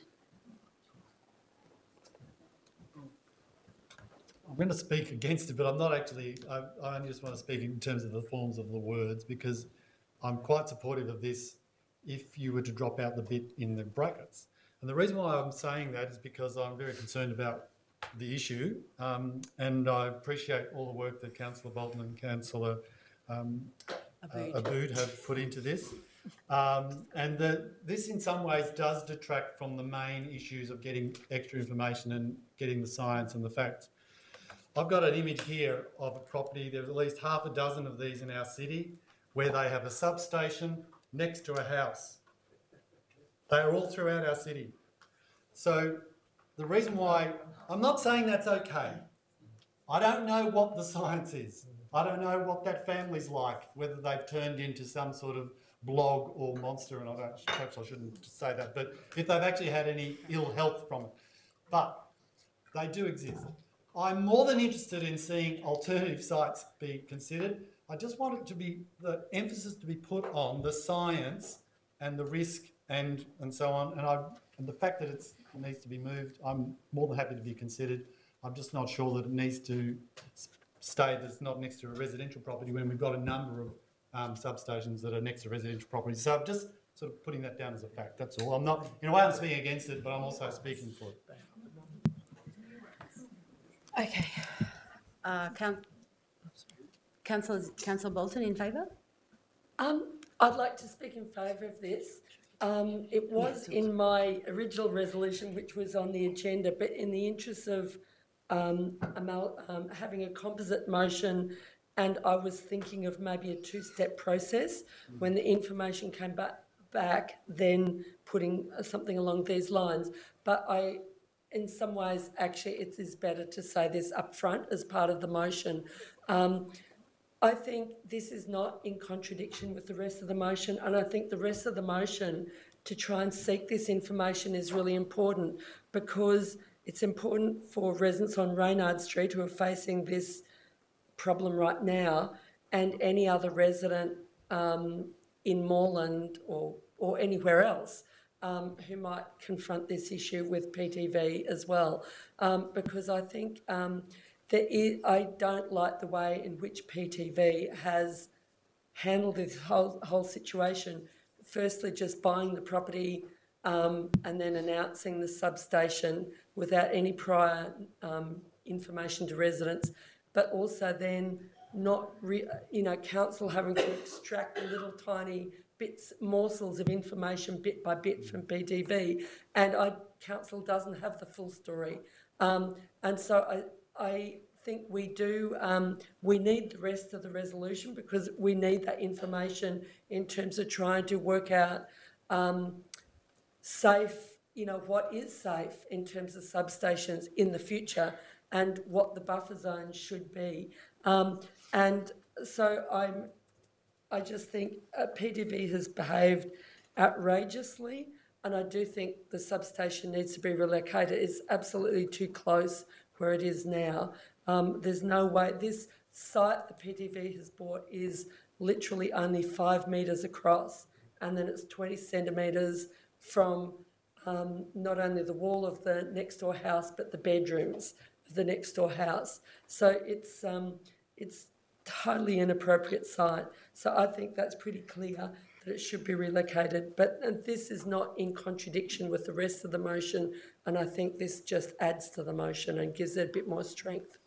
Thank you, Councillor Bolton. Can I just ask a question? To Councillor Riley. The Mayor. Well, let's just... I'll go through the Mayor. Well, can we...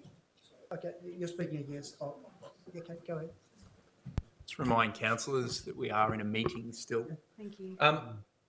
Firstly, from the onset, I want to say that PTV, the way that they consult with communities is awful. We've had it all over the city, that whoever is working in their, community consult team needs to be sacked, because they do an awful job. Secondly, I actually agree with Councillor Bolton in the comments that she made. Essentially, what we're asking for is information. We don't have information. It's like, extracting blood out of a stone. We need this information. For us to be sort of preempting and saying we need to remove it, I do agree with Councillor Riley's statement around not adjacent to a residential property. We do have 5 or 6 of these in the city that are adjacent to residential properties. Right, sorry. Just hear me out. I think what we really need to do with this part of the motion, and I do wish my fellow councillors would attend briefings to be able to discuss these things with us, but I think we should really be asking what Councillor Bolton said, is that is ask for this information and then send a follow-up. So what I'd really like to see G actually state is, pending the information is received, then ask the Minister to consider removal of the substation pending the information. We don't know anything about this. I mean, I studied energy systems. I'm quite well versed in you know, many things, power systems, and I would like to know more information before we actually you know, start saying that it can't be next to a residential property when there's already these in existence. I think we need to actually get all the facts before we start making these decisions. So I will be supporting G if we ask for, as Councillor Bolton said, for the information to come back and then follow it up after that. Sorry, I understand there's a high level of tension and anxiety and emotion about this issue, but we're running a formal meeting and we need to do that in a formal way. Councillor O'Farnley. Thank you. Thank you to the community for your representation tonight and to the advocacy from Councillor Boone and Bolton on putting us forward. And I think the recommendation for an alternative from Councillor Yildiz is spot on. I think it makes it really clear what our position is. We're seeking this information and we're being really transparent about what our position is and we're advocating on behalf of the community. The statement in the brackets is actually fundamental because the community isn't coming here tonight saying, move it from my house and put it in front of my neighbour's house. That's fundamentally the issue. They're not wanting it moved from one neighbour's house to the next neighbour's house. They want it removed from residential area. So do you support that statement or not? It's pretty black and white, and I'm quite supportive of that statement. So I'll be supporting Councillor Yildiz's alternative. Thank you, Councillor. So I just wanted to speak to the proposed amendment. The issue I have with the proposed amendment, apart from the fact that the notice of motion was submitted several weeks ago and I've had no communication whatsoever about this until this very moment, which is highly frustrating for me because I have been working quite hard with officers and initially attended the consultation, which didn't go for 15 minutes, it went for 2.5 hours, and it was highly strenuous for everybody who was involved and gained no outcomes whatsoever. And the proposal that was put to me on that night was actually for it to be moved next to another house, but it's not suitable for various reasons. The issue I have with that G is that I don't think it's specific enough, and I think what will happen is we'll go all the way back to where we were in 2014 where the Minister says we want to put it in the park. So then, regardless of whatever information we get out from the testing and putting a hold on it until we do the testing, or asking to put a hold on it until we do the testing, even if they tell us that there's no issue with the substation and they can provide a 5 metre buffer or 3 to 5 metre buffer or any of the detail like that, what we're doing with this point G is potentially creating a scenario where we're enabling them to say it will go back in the park. It will go in the park. So if that said, and we could have discussed this over the last 2 weeks, for the Minister to consider the removal of the substation from 211 Reynard Street to an alternative site not adjacent to a residential property or in Shore Reserve, then I would have no issue with that. Because there are other areas where it could be, the initial proposal once we refused the park was that it would go down near some shops. Like sometimes they're built on the edge of a commercial area, which exist in that neighbourhood. What I've heard is that they're not prepared to move it north-south. They're prepared to move it east-west. So what we're doing is that if we say that, we're saying, okay, not at 211, not next to anyone else's house, which I have no issue with, but we're basically saying back in the park. Because we're not saying, and not in the park. If that said, and not in the park, I would support it. Park is mentioned. The thing is, if they Hang turn on a around sec. and say, Is this your right of reply? Let me just say, has everyone spoken to this? Thank you, Councillor Riley. It's a right of reply amendment. It's 2 minutes. Oh no, there isn't. Why didn't you do this before now? There isn't a right of reply within a minute. I'd like to speak to it then, too. So are there other councillors who'd like to speak to this proposed amendment? Just really Briefly. yeah, that's okay. Why don't we just vote? Can I speak? You can't speak to the amendment again. You can speak to the substantive motion of the whole notice of motion. Can I respond to the councillor's comments?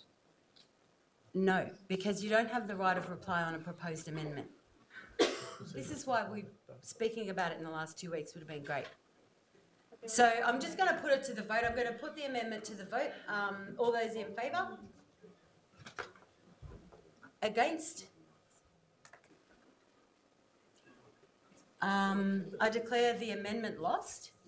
Okay, so Wait a second, it's not over yet. It's not over yet. Can I ask for a division on No. that amendment? I've got a proposed alternate. Thank you, Councillor The Davidson. division comes first. Can I ask for So the we need a division on the amendment.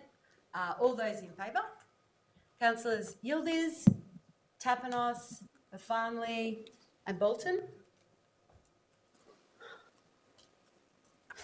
None of whom were at the briefing. And against? Councillor Davidson, Dorney,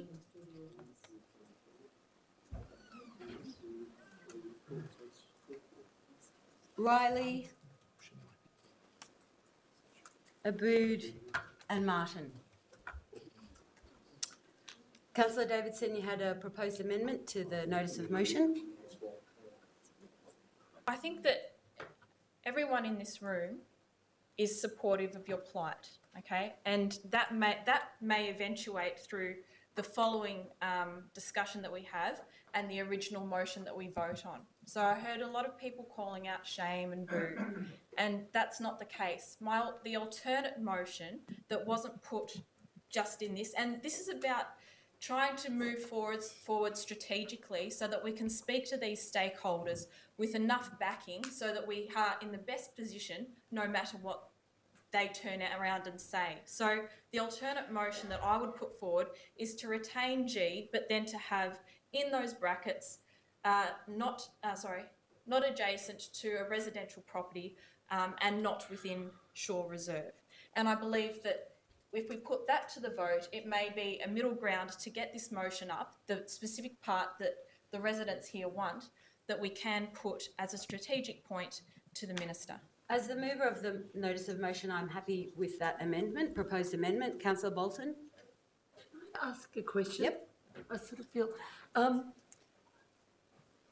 not quite sure why not Shore Reserve. I'm not necessarily saying before or, I'm not saying... I just need to have some quiet from the gallery. It's really more just a question because I don't know all of the rationale pro and con with Shore Reserve, so I'm a bit reluctant to just rule it out altogether. I'm not saying necessarily because, I mean, Shore Reserve also borders onto houses as well, so on some sides. So I'm just wondering if there's what the rationale is for not Shore Reserve. That's just a question of information. Propose we go formal amendment and we actually just debate this because that's basically what we're doing. Can I just ask you... I was more asking a question. Yeah, are you saying that you're not satisfied with the amendment or you... Well, I've got a question of why preemptively ruling out Shore Reserve. I'm not saying it should be there or shouldn't be there. I sort of feel it's a bit preemptive to just rule it out in the motion. Point of order, we need the motion put for, sorry, we need a mover and a seconder. What's happening is Councillor Bolton, as the seconder of the original notice of motion, is clarifying the amendment. So she's asking a question about the park. Not based on this I'm asking this new why she's asking a question about the proposed amendment. So, but it's not for me to answer that question, is it? It's for Councillor Davidson to answer the question. Yes. Yeah. The mover of the amendment. Questions are normally posed to the organisation. So what we need to do is we just need to know whether you are satisfied with the proposed amendment or not. Basically, the issue with the park is the same as it was in 2014 and what we know about open space and a billion other reasons. If you don't want to second the amendment, I can Councillor Davidson can get a seconder. Yeah, and then we why can don't debate it. Do it as an amendment, a formal amendment like that. So that'd be better. Councillor Riley is happy to second Councillor Davidson's proposed amendment. You guys got everything? Thank you. Doing a great job. Okay, so Councillor Bolton Councillor Davidson, sorry, would you like to speak to your proposed amendment? So, in addition to what I had previously said, the question has been around why not Shore Reserve, and I think this echoes a lot of the concerns that was raised back in 2014 when this was an issue back then as well. You know, Shore Reserve is council land. It's highly used. There's many children, many residents who enjoy that open space. And those issues and that concern opened up a whole nother Pandora's box of other residents and other users of that facility not wanting this substation to be there. But again, the substance of this motion is to have an investigative inquiry about the concerns that are raised in relation to the effects of this substation. I'm not sure if the seconder wishes to add anything further. Yeah, okay, thank you. Well done, Councillor Davidson. Are there any councillors that would like to speak against the amendment? Yep, Councillor Yildiz. Look, who are we really kidding? Because if this gets up tonight, I can guarantee you that there isn't going to be an alternative place to put the substation, because originally this is where they were going to put it. But because we didn't want it, is what I'm hearing, they then purchased this site for $740,000 and they're putting it on this site. I'm more than happy to go with any councillor here and knock on any door of those substations. Apparently there's 5 or 6 in the city of Moreland. I don't know where they are, right next to a house within 20 centimetres, but even if they're next door to a house, I'm happy to go with any councillor, door knock, on those properties and say, hey, are you happy with this tick, tick, tick sound? I mean, you hear the tick sound when you go to press the buttons to cross the street. Could you imagine that sound multiplied by 50? And for those councillors who are experts in this space and have done some research on the noise levels of this, again, the question is, would you want this next door to your house? I don't even know where in the city of Moreland there are 5 or 6 of these next door to a house. Honestly, don't. But if you want to prove me wrong, more than happy to hear it. This what the minister will come back with, I'm happy to put a bet on it. The minister will come back with and go, nah, it's not going at Shore Reserve, and it's not going to go next door to it's not going to go to an alternative site. It will go where it is. We're asking for it to be removed from there, well, I was asking anyway, to that substation on Shore Reserve. For those councillors who know Shore Reserve well, there is already a substation there. It's actually inbuilt into the Bluestone on Reynard Street. How easy would it be to put one right next to it? There's already one there. To suggest there are houses across the road, yeah, there are houses across the road there now with a substation there anyway. So what's the issue? I can just envisage what the minister's going to come back with this one. They're not going to put it because that's where they want it. They need it there because of the super tram stop, and that the distance between where they need it has to be there. Otherwise, why wouldn't they have put it next to shops or somewhere down near Melville Road? That's where it has to be. It has to be within that vicinity of that corner. And where else is suitable there? Not someone else's house next door. Sorry. Thanks, Councillor Yildiz. Councillor Dorney. Yep. In support of the amendment. So I don't know how much new information I'm providing here to the debate, but I just would like to say that EMFs are all around us every day. Sorry, excuse me. Of patience, because all of us, regardless of whether you cheer us or you boo us, have the right to speak here. Okay? Thanks. EMFs are all around us. There's no escape from them. Every day, more and more exposure we are having to EMFs. Whether a substation, I need as an elected representative, and as someone who highly values evidence, who highly values public health, and who highly values the best interests of the community, I highly commend the Mayor of Moreland and all of the officers for doing this work and actually being able to get this notice of motion to this point right now. It is an exceptional piece of work that really asks a question about what is the evidence here? How can you provide us, PTV, with all of the evidence we need to form a position? What is the frequency level? Is it high? Is it low? What is it in terms of old substations versus new substations? Has something changed? Where does PTV sit in terms of them committing to solar, the state government committing to solar and renewable energy along our tram lines? That's a side note, but I would just like to say there was a commitment to that. I think that in essence, when in 2014, when they said, we want to take your open space and put a substation on there, is that acceptable for state just to come in and say, okay, this is your prized public asset of public space, yet we're just going to decide that we're just going to dot buildings on that? What sort of precedent is that setting? And how is it informed by public policy and the best practice of international evidence? That's what I want to know. I want more information, and that's why I'm supporting this notice of motion with the amendment as it's put. Thank you, Councillor Dorney. Councillor speaking against the amendment. Councillor Tapanos.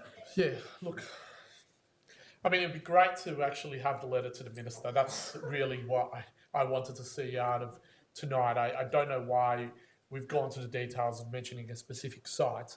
For me, when you engage in a process, it is nice to leave all options on the table. I agree. To exclude the option of, I don't want it in shore reserve, I'll tell you that now. I don't want it next to the resident's house either. But to exclude shore reserve, I think is inappropriate at this stage. By saying that, it's not giving an indication that that's where it should go. All I'm saying is that the option should also be on the table. It is ideal at this stage that we allow and request the Minister to look at alternative sites.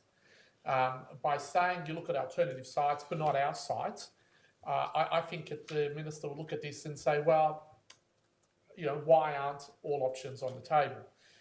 So I think it is best that we don't exclude shore reserve, but we leave it as an option. That when we get the information and when we get the additional options that might be available up and down the tram line, we can make a more informed decision about it going to shore reserve or not. For me, it's not an ideal option, but it certainly is an option, and it may just be better than the current one. We shouldn't rule it out. Thanks, Councillor Tapanos.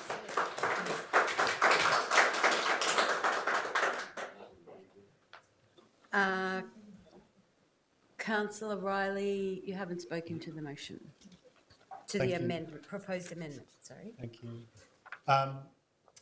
Yes, look, I have utmost sympathy for the residents for this situation. I just want to restate that this is not about your predicament. For me, this is about two things, this debate currently right now. It's about the PTV and our state government and the fact that the most angst-ridden, most low-level discussions around policy and practice in our city have been around this agency, PTV, Public Transport Victoria. The Minister should be sacked, not the officers. I agree with Councillor Martin that the officers' performance is woeful in terms of their engagement with you and with our community. This is about the third or fourth time that we have had spent hours of our council chamber time dealing with their problems. And it's the most frustrating thing that I have to do. It's disgusting that you have to come here and heavy us about what they are doing because they're not doing their job properly. And so I'm frustrated too. But I'm also frustrated by the fact that a number of our councillors, Bolton and Abood, have spent hours, along with council officers, preparing this amendment tonight, and at the last minute, I've got colleagues coming in, putting down half measures and causing frustration further for you and me. It is not good enough as councillors to work like this. I spend 5 out of my 7 days working on council stuff. The other 2 days I'm a primary school teacher. I put a lot of effort into this council, and I try not to turn up and put down a motion, a half-hearted motion, the last motion. That's the frustration that's happening tonight. Yes, you can do it. Of course it's possible. Is it good practice? No. I don't like, excuse me, I don't like, yes it is, it's a democracy, but I don't like the way some people do their democracy when they could have put some effort into this earlier and had a better outcome. So what I'm trying to do tonight is to see that we get the evidence and we get the outcome that we have. What we're going for now is a compromise where we do get the minister to come up with a solution, because I think we should try and get it away from that property. We have to have better solutions, and I would like us to do that. I would like us to work as a council to make sure we can try and do that, because the PTV caused us way too much angst. Thank you, Councillor Riley. I'd like Councillor Bolton. You're speaking against the amendment? Yes, I am. Thank you. Yeah. I do feel a bit conflicted with this amendment, because if this is voted down, it means there'll be nothing in the motion saying to the minister to shift it to another site. I don't really while I don't like the idea of the substation going in Shore Reserve, I don't like the idea of preemptively ruling that out because so in the ARPANZA website, it does talk about EMFs starting to be negligible once you go past the 5 metre buffer zone, which is why I included that in the motion that the Mayor and I sort of, incorporated together.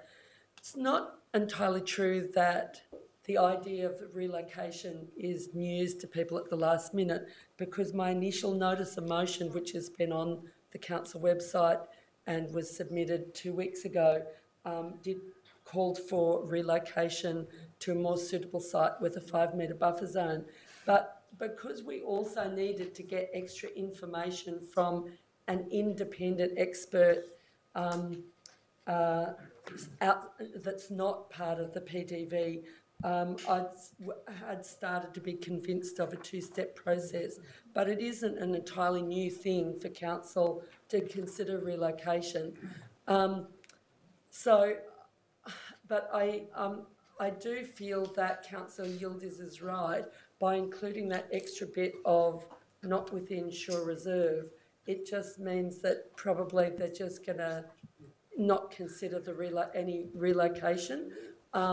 So I think because of that, I'm feeling like I need to vote against this, even though I sort of feel a bit torn about that, because that means there will now be nothing in the motion. It's not necessarily going to be too late to come back with a motion along those lines, but it would strengthen it tonight if we did include relocation in the motion, but without parenterally dropping off Shore Reserve.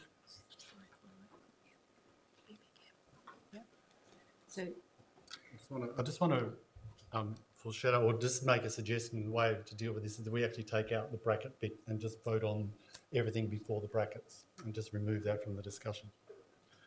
I think that would be. I think that would be. Okay, hang on. What you're doing is you're foreshadowing another amendment. I'm happy to do that as well.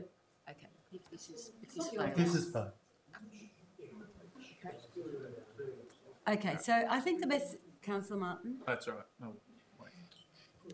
I think the best thing to do now is vote on the amendment. So are you withdrawing your second if you're... No, I won't. No, I'm happy. Well, I flagged the fact that if it's unsuccessful. If it's unsuccessful, then I'll put that. I'll be happy to Councillor Martin. I'd just like to speak to this because it's a very confusing state and we're in a lovely bit of shambles here. So thank you all for bearing with us. I, like the last motion, don't believe that we should be making a decision without the evidence. And so I will be voting against this motion also, just to confuse you all a little bit further. So basically, I firmly believe that we need to have the evidence before we can make a decision on this. We do not have the evidence at the moment. We have asked PTV and the Minister to halt works until we have further information. And I'm satisfied that we are halting works. Once we have further information, then we can ask. We can say we want to ensure reserve. We can say we want it at another site. We need to have that information first before we make that decision. And so I'm not willing to support this amendment. Thank you, Councillor Martin. I'm just flagging that I'll be abstaining from voting on the amendment. And I'm going to put the amendment to the vote. All those in favour? Against? Declare that lost. Councillor Riley, would you like to We'll try for the propose other your- motion, which is to just have G without the bit in brackets, please. I'm happy to second. Well, it might be acceptable. No, it's not. Yeah. Oh, but this is an amendment. Yes, so you're seconding an amendment to say, for the Minister to consider the removal of the substation from 211 Reynard Street to an alternative site. Full stop. Full stop. And that could be residential. And I think I'll just put this, good advice, thank you, Councillor Tapanos, I'll just put this straight to the vote. So just to let everyone know what's happened is Councillor Davidson's amendment was lost. Councillor Riley has proposed a similar amendment. It's not acceptable to me. Councillor Bolton has seconded it and I'm putting it straight to the vote without debate because I think we've talked about these particular Can I issues. second it because I'm seconding the original thing? No, Someone okay. else. Someone else. Someone else I'll has. second it. Thank you, Councillor Tapanos. Well done, Councillor Bolton. Thank you. And just so the gallery and the people at home know, although this is not an ideal way to conduct a meeting, we're actually doing quite a good job of keeping within the legalities of what's going on here. So I'm going to put it straight to the vote. All those in favour of Councillor Riley's amendment? 6. Against? Declare that 1. Carried, sorry. So Councillor Riley's amendment, G, for the Minister to consider the removal of the substation from 211 Reynard Street to an alternative site, has been incorporated into the notice of motion. That was an amalgamation of a notice of motion put by myself and Councillor Bolton. In this case, it was put by me and it was seconded by Councillor Bolton. As the mover, I'd like to speak to the notice of motion.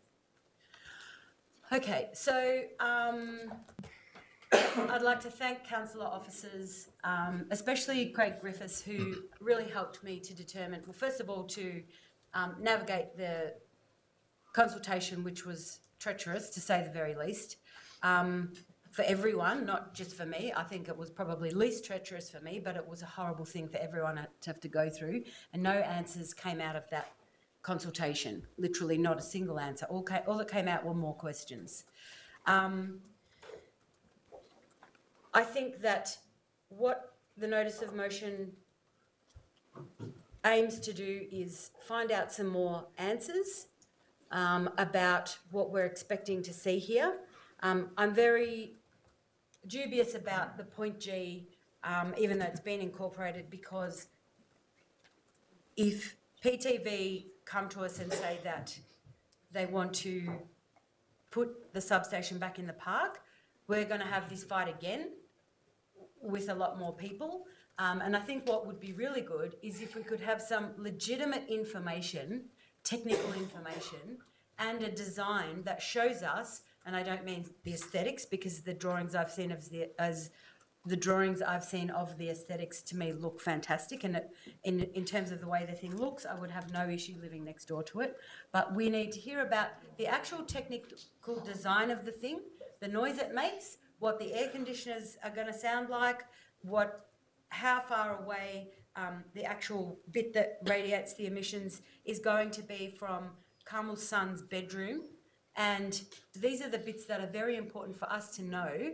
And I think that this determines to get the answers.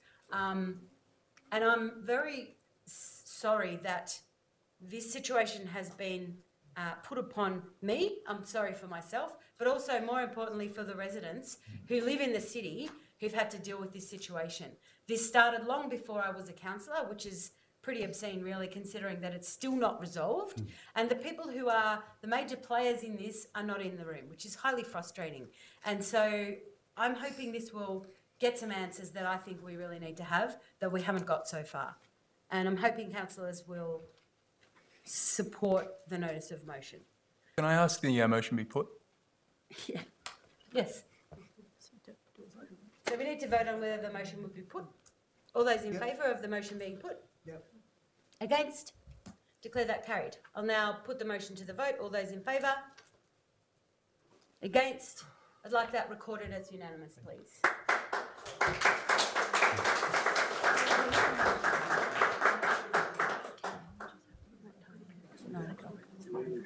Okay, we'll just get that. Sorry. Oh, that's a good idea. And do I have to put it to the vote? So now, I'd like to now please propose a 5-minute adjournment. So I need a motion for that? No, just do it. We'll just do it. Okay, so we'll be back in 5 minutes, thank you. Victoria's population is growing, and Moreland is growing too. It's estimated that the Melbourne area will grow from 5 to 8 million people in the next few decades. They need to live somewhere.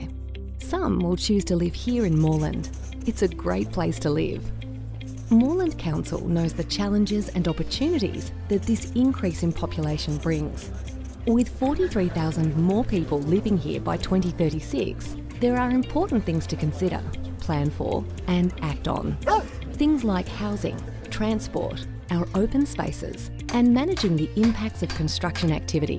43,000 new people, or around 18,000 new households, means taller buildings or more buildings on existing blocks. This is not what many of us are used to, but lifestyles are changing and we need to adapt. We want to encourage these taller buildings to be located near public transport routes and where daily needs like shopping and community services are just a walk away. This way, more people won't mean lots more traffic and congestion. More flexible use of our industrial land can help too. Some land can change to accommodate new work and local jobs, and some can provide housing for more people. We're also looking at ways that some housing can remain more affordable.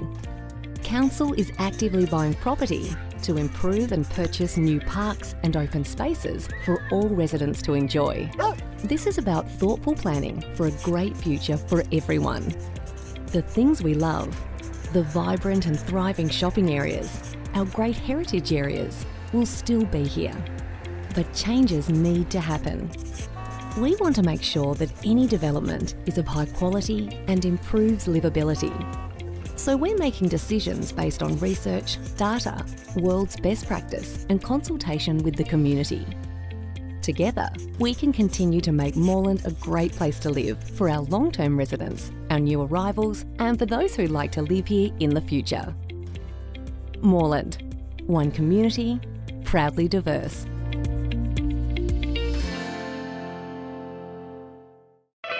Morelanders, we know you've had enough of dump rubbish.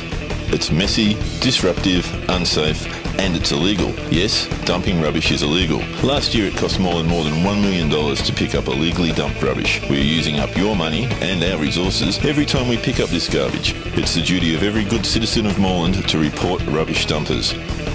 Let us know if you see anything suspicious. Send us a photo, a registration number, or a physical description of the villain. Every small piece of information can contribute to bringing justice to our city.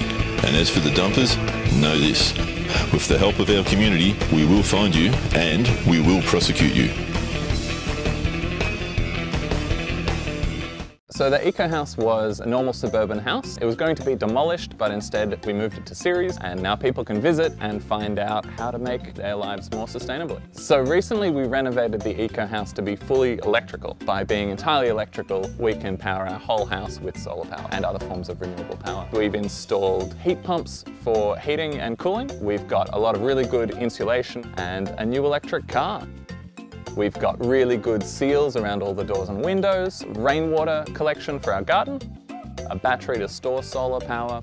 If you don't have the capacity to install solar yourself, like you're a renter or you don't have the right kind of roof space, you can still be renewably powered. All you have to do is make sure that when you buy electricity from your power company, that you're buying renewable electricity.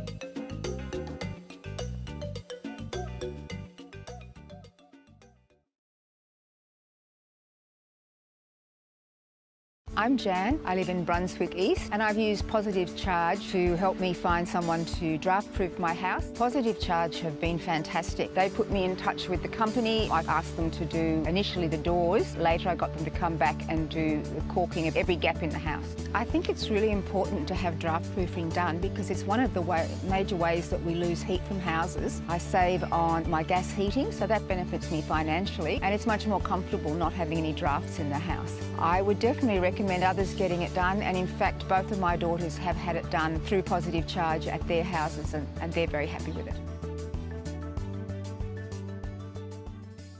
Hi everyone, I'm Councillor Natalie Abood, the Mayor of the City of Moreland. I've lived in Moreland for the last 13 years or so. I'm raising 3 little boys with my husband and spend a lot of time outdoors in the local parklands. I've always been someone who's had a great interest about what's going on around me. So it sort of was a natural thing for me to put my hand up and run for council. I love the fact that you can get so heavily involved in community projects and there's lots of really active people in the community. I really love the diversity of this city. I find it fascinating that you can be alongside the creek and feel like you could be anywhere from Warrandyte to the Otways. But then you can be in a boutique looking at locally designed clothes or eating some incredible food from pretty much anywhere in the world. I'm really looking forward to developing easier ways for people to get across the city. We really need to make sure that we keep a handle on the way we manage growth, development, transport or waste. We need to make sure that life in the city gets better for the people who live here, and I do feel like it has been. We need to keep a handle on what's happening and make sure needs are being met.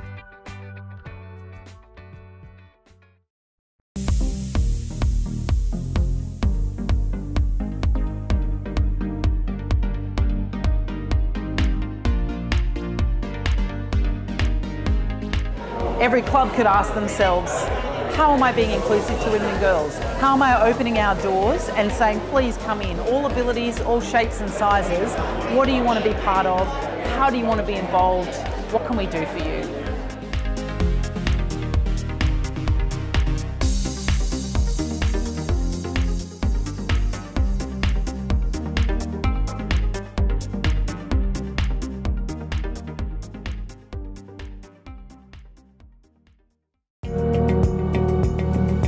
When we set up studios in Oven Street, Brunswick, this gallery became a very prominent and important venue for all of the artists in the region. It's the hub, I guess, for all our activity here. I've been associated with the Brunswick artist community for quite a few decades now. So I'll now move to the council reports. We have quorum, we need 6 of us and we're all here. DCI 419, West Breen Creek Conservation and Development Plan Adoption.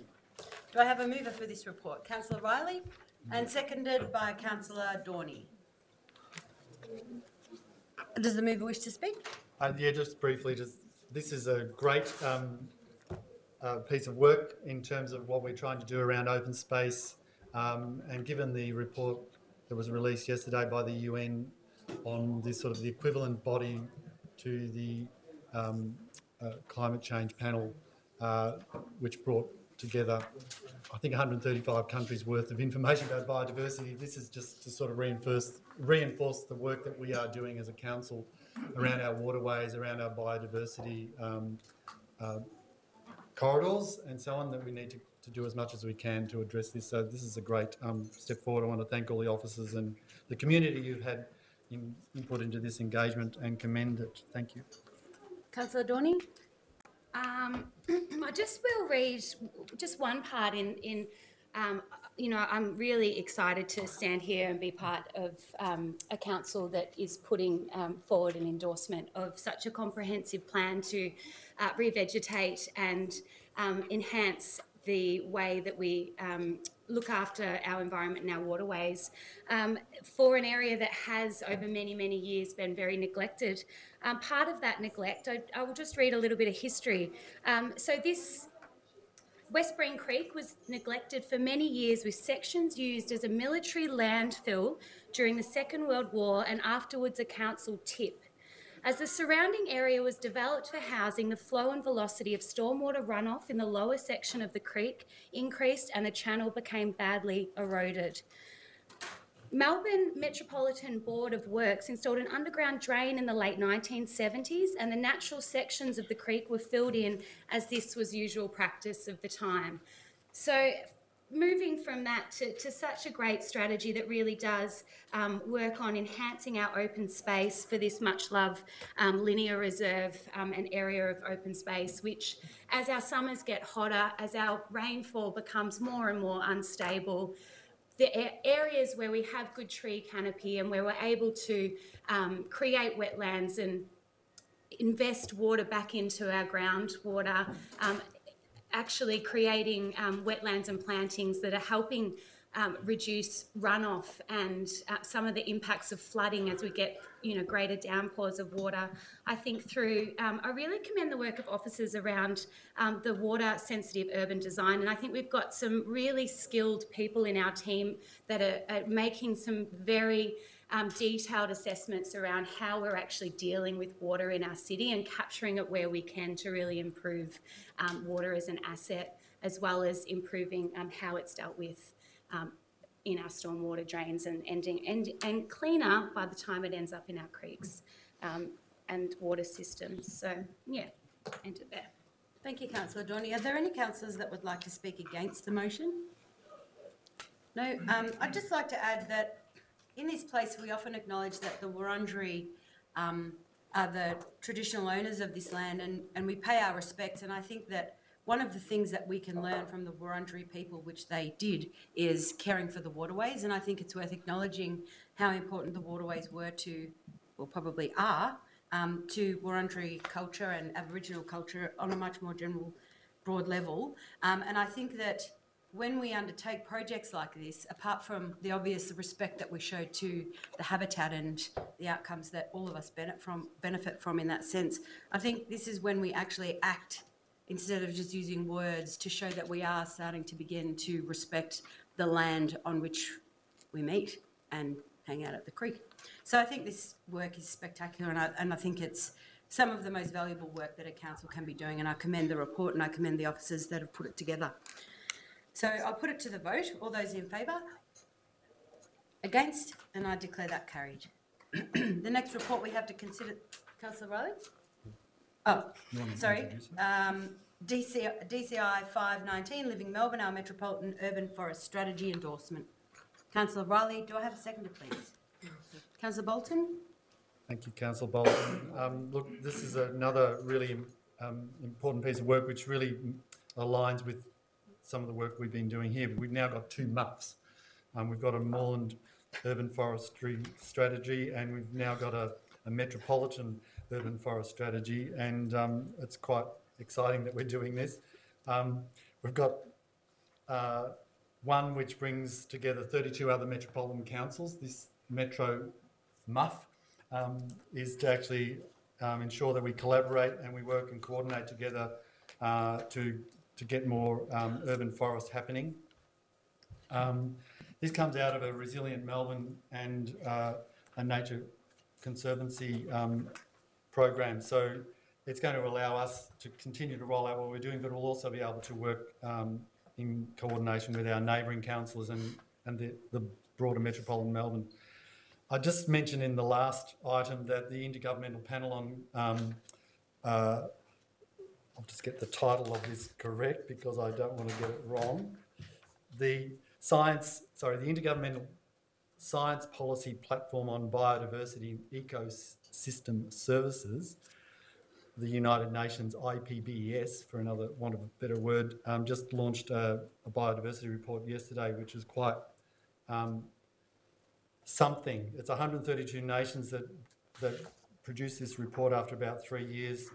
And I just quickly want to note a couple of things about it, that 40% of our amphibian species, almost 33% of our reef-forming corals, and more than a third of our marine mammals are threatened.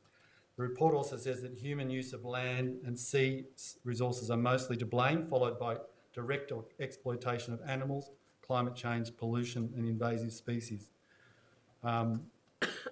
It also noted that rapid species losses are also evident in our cities, that over 300 to 400 million tonnes of heavy metals, solvents, toxic sludge, other waste and so on is dumped into our world's waters every year. And more than a third of our land surface and nearly 3/4 of our freshwater resources are now devoted to crop or livestock production, while urban areas have more than doubled since 1992, which is only 27 years. One University of Queensland professor noted in the launch of this report yesterday that Australia is amongst world leaders in habitat clearance and vegetation clearance. For this reason, I think Living Melbourne, our metropolitan urban forest strategy, is the most welcome initiative, and I'd really urge every household to plant something this autumn and to help build our biodiversity, whether it's your garden, a community garden or your balcony, because we need everyone to take action on this. And in that sense, I'm really excited about the fact that we're getting more urban forestry across our city. Thank you, Councillor Riley. Councillor Bolton, as a seconder. Extremely briefly, I think it's great that there are further steps forward in terms of trying to push for an expansion of greenery and trees across our city. Certainly the northern and western suburbs of Melbourne are hotter than the eastern suburbs, quite a bit hotter than the eastern suburbs during extreme heat waves. So this is an important project, and in particular the focus on trying to get more trees on in private dwellings, and I would like to see some of the developments reduced a bit to allow space for trees rather than concrete from fence line to fence line. That would be what I would like to see, you know, because as fast as the council plants street trees, they get rooted out of private gardens and developments come up and it's all concrete. So I'd just like to support this, and it's another step forward in this project in Melbourne. Thank you, Councillor Bolton. Are there any councillors that would like to speak against this motion? I'll put that to the vote. All those in favour? Against? Declare that carried. The next report we have to consider this evening is DCF 3019, Amendment C164, Part 2, Decision Gateway 3, Consideration of further work and decision on the amendment.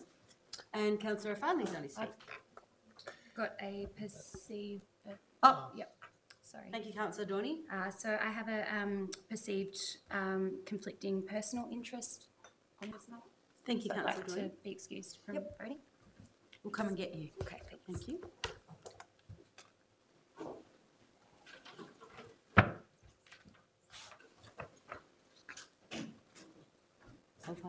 Thank you, Chair. I'd like to put forward the Council Officer's recommendation to abandon C164 Part 2 and seek to rezone employment area 2 under the new commercial free zone in order to generate more local employment in Brunswick. If I have a second, I'm happy to speak to it. You have a seconder for that motion? Councillor Yildiz. Thank you, Mayor. One of the big challenges we have locally in the City of Moreland, is highlighted by Councillor Dolby, is that we don't have enough opportunity for local...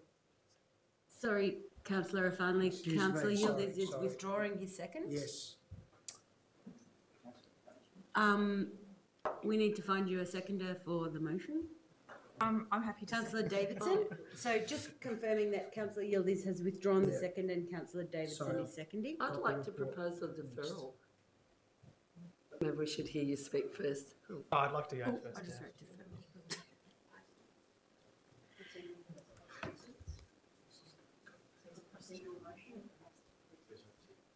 So if there's a motion to defer, you've got to hear it straight away. Yep, so we need to vote on it. Sorry. Sorry about that, Councillor Afanley. So we now need to vote on Councillor Bolton's procedural motion to defer this item. All those in favour? Against? So I declare that procedural motion to defer lost, And we'll now proceed with Councillor O'Farnley as the mover and Councillor Davidson as the seconder. Thank you. Fantastic. Thank you, councillors. As I was about to start, one of the big challenges we have is local employment opportunities in the City of Moreland. It is really, really frustrating when we have development that's put forward with one token cafe on the bottom or another small little office space, and then residential units on top. Nothing more frustrating in prime opportunity right near public transport for office space to be developed, but it simply isn't happening. And what I'm really happy about is that the state government has acknowledged this and is taking action. Let's use my current employment as an example. I work in the digital agency field. It's not feasible for me to cycle to work because it's in South Yarra. There aren't many digital agencies in Brunswick. They're mostly in Richmond and South Yarra, in that inner city area rather than inner Brunswick. However, had that office space been in Brunswick, I might actually cycle to work. Last month, we actually put forward MITS. MITS takes affirmative action to ensure that what we do is build buildings with no car parks. We shut down streets for cycling. We actually take affirmative action in order to shift people from car usage to bike usage. And so what other affirmative action can we take? We need to ensure that developers, when building development in prime opportunity real estate, near public transport, near retail corridors, are building this development with some office space, not just the token retail store on the bottom. That's the key challenge. Now, what we've actually done is we've engaged an external body to provide an analysis on whether this is feasible. So looking at the external advice, looking at the advice that's been provided, the expert advice, it found that employment category 2 zone is feasible for up to 50% commercial development. That's what the expert advice says. It is feasible for that particular category zone. And it says that it will be 15 to 20% profit margin within 5 years. So we need to understand and accept that advice we're making a decision. So using that advice, I'm happy to accept the council officer's recommendation that this is a great affirmative action in order to generate more employment opportunities in the City of Brunswick.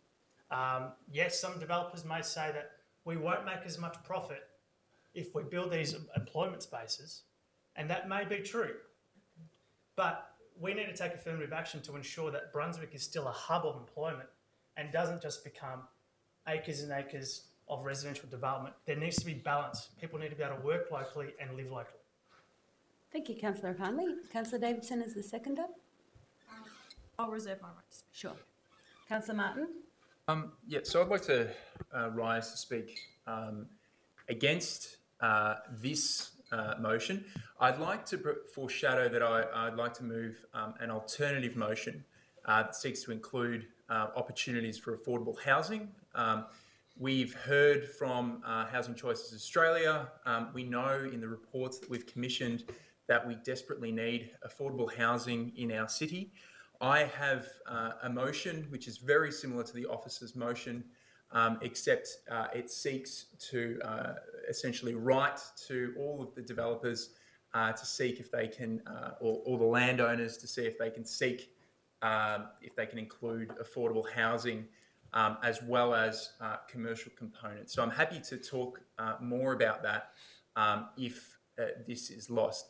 I firmly agree with a lot of the things that Councillor O'Farnley has said. We want to make sure that there's jobs in Brunswick. We want to make sure that there's places for people to live, and I firmly support that. I think the discussion that we need to have is, can we have employment and can we have affordable housing? I think that I have an alternative that allows this to happen at 30% commercial space with a 20% affordable housing. I think that there's many landowners that would take up this opportunity, providing the commercial space far in excess of your traditional coffee shop down the bottom with 6 stories of residential above it. And what it does is it's a superior outcome for our city, for work that we've commissioned and things that we've realised are an issue in our city. And I just want to make the point as well that The alternative is also superior to an ACZ zoning, where discretionary commercial space will leave us with a situation where we get coffee shops yet again, and it leaves us in the exact same situation that we have in the commercial one zone. So as I said, I have an alternative and I'm willing to put it forward should this be unsuccessful. Thank you, Councillor Martin. So we've had the mover, the seconder, one against, a councillor in support of the motion.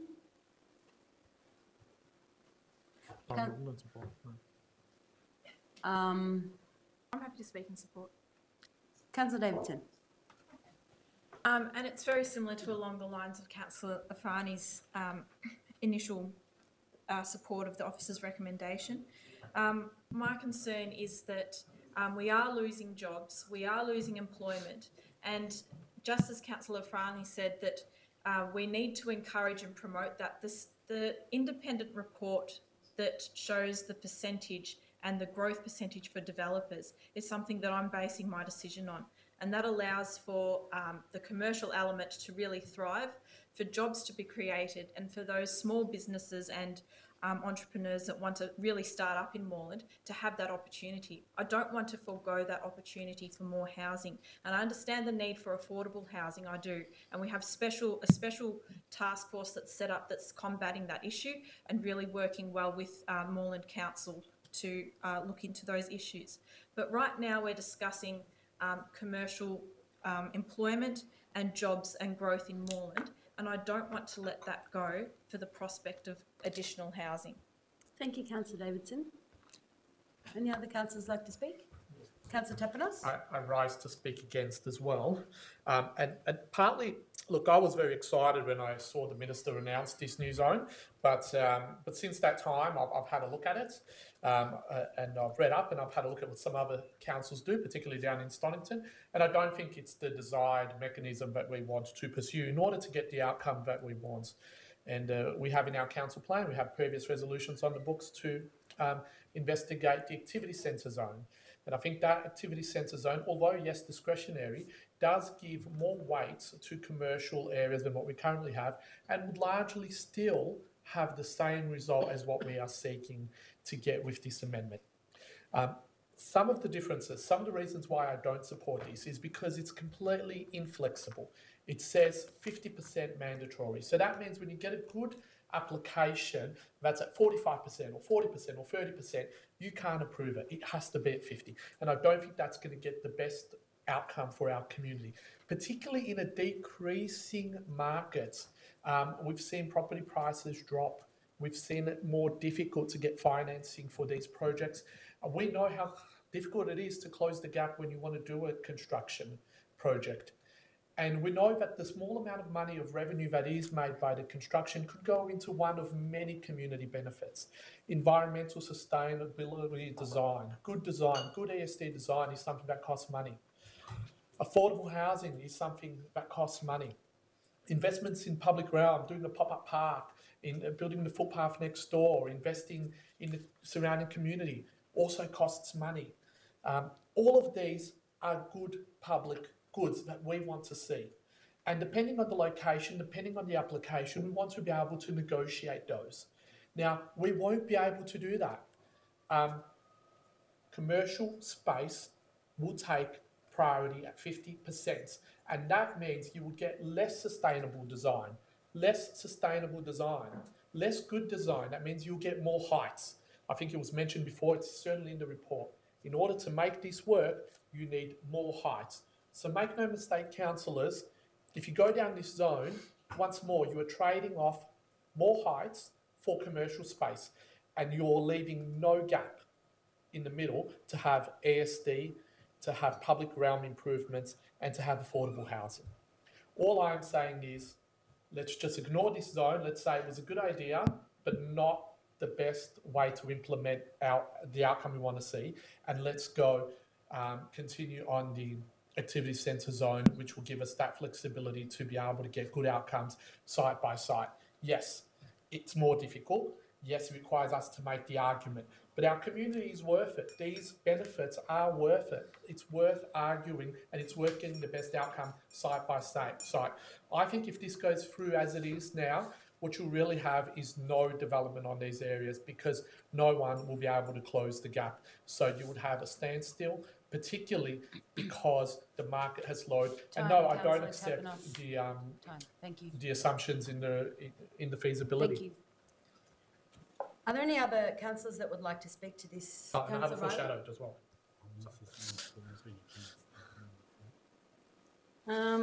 Yeah, there's been a few against. I think I'll put this to the vote.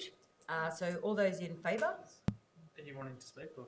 Did you say you want to speak against it, but I was wondering if anyone wanted to speak for. for. 5-3 against. So are there any councillors that would like to speak in support of the motion? I'd like to close it. But, Councillor Riley wants to I'm speak happy first. not to speak. Okay, you can you have the right of reply. Councillor Afan, you have 2 minutes. Thank you for the 2 minutes. Councillors, it's quite simple. There's a bit of fear-mongering here, but it's really simple. We're seeking that the development in these sites have to have 50% employment. 50% of that development needs to be dedicated to employment. That's a great outcome for jobs locally in Brunswick, locally in Moreland. Now, I've heard tonight maybe an alternative approach, which is to write to the developers that if they would like, they can dedicate, I think it was 20 or 30% to affordable housing. There's nothing to stop any developer coming forward with an application that seeks that at council level anyway. So we can consider it. If they want to put forward a mixed affordable housing with a reduced employment zone, I mean, it would be considered by council like every other development. So there's no need to actually go down that path. We can actually put in place an approach that actually achieves what we want, employment locally at 50%. So I'm supportive of that. This is affirmative action to take that action. It puts locals and local jobs as a priority above everything else. And if there's other things like affordable housing a developer wants to bring to the table, fantastic. Let's consider it as part of the permit process. Thank you, Councillor Afan. I'll put that to the vote. All those in favour? Against? And I'm abstaining. Thank you, Councillor Bolton. So I declare that lost. Councillor Bolton is abstaining. Councillors Afanley and Davidson in favour. Did you ask for a division? Oh, sorry. Yeah, thank you. Sorry. I think Councillor Martin has already flagged that he had foreshadowed an alternate motion regarding this item. So I need to go with that first. Okay, so I'll briefly explain my alternative motion for the gallery and for the... Just get you a seconder. Thank you. Has it been circulated? It's been circulated. This is amendment option 2 for councillors playing at home. Councillor Riley is seconded. Thank you, Councillor Riley. So essentially what this does is it says we recognise that we need commercial space in the city. We recognise that what we're currently getting is substandard. We're getting the coffee shop and we need far more commercial space in our city. What it does is it says any of the sites that are proposed to go to the C3Z essentially have an option. They can sign a section 173 to provide a minimum 30% commercial space and 20% affordable housing, or they can proceed to the commercial 3 zone. So what we're doing here is we're addressing 2 of the concerns that we have in our city. One is that we do need more commercial space. We do need to seek mandatory provisions because the discretionary elements are not good enough at the moment. And the second is to address the over 3,000 affordable homes that we need to build in our city. And so what this amendment does is it removes 2 of the properties in there, one pending approval of a section 173 agreement to provide that ratio. The other is being removed as recommended in the expert report. It seeks to put those 2 properties through to commercial 1. It then seeks to write to all of those landowners, informing them of the decision and also giving them the option to also provide that ratio of commercial zone and affordable housing. I think that this is a happy middle ground for councillors who are concerned about affordable housing and also concerned about the amount of commercial space in our city. I have a question. Sure. Just from a process perspective, understanding the purpose of it, but wouldn't it be preferable to actually do the homework first, to write to all of the landowners that are affected with the option, and then progress the amendments after that? So removing 2 at the moment and subsequently then undertaking the process which may involve more being removed almost splits the amendment again. It's already been split once. It almost splits the amendment again. Just for my Sorry, can I just clarify who you're asking the question to the director. To the director. Okay. Wouldn't the process be better to actually undertake the research, if you put it at the survey research with the landowners, and go one direction or the other, as opposed to splitting off 2 tonight and then splitting off what more may come after the survey? I just wanted to get the officer's view, because I think we could end up splitting the amendment so many times it becomes entirely pointless and just aggravate the minister and the department. So I think from a process perspective, what would be the best way? We'll ask the question. Yeah. Thanks, Phil. Thank you, through the chair. The amendment, as on the screen, provides for a splitting of the amendment for a third time to split out those properties, excluding the 2 properties that are listed in Part 2, and then at point 6 provides for a further report to come back to council to consider a future amendment.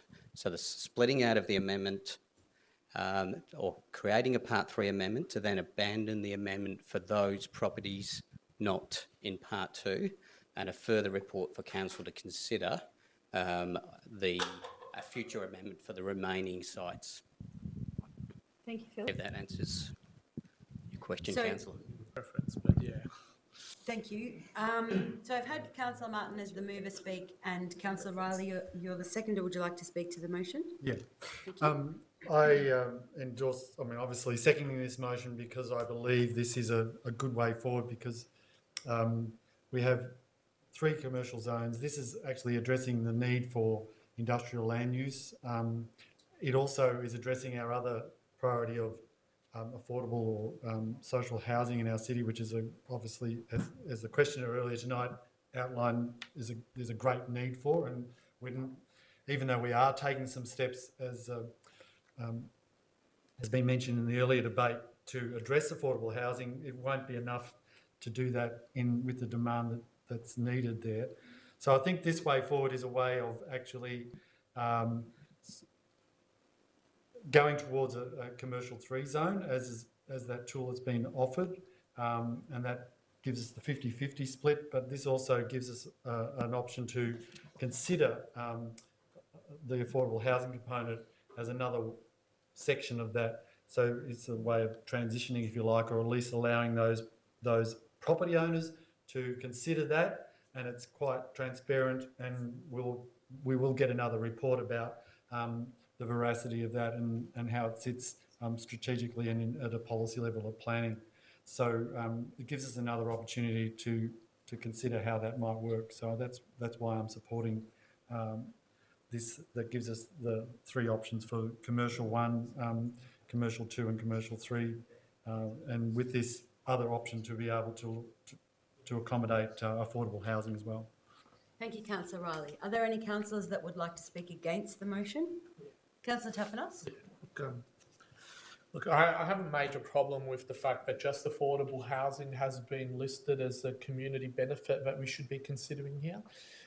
There are a whole range of other community benefits that equally deserve attention as well. A lot of applications may be able to offer public realm improvements through agreements with council, and I think that should be put to landowners as well, because that is a community benefit as well.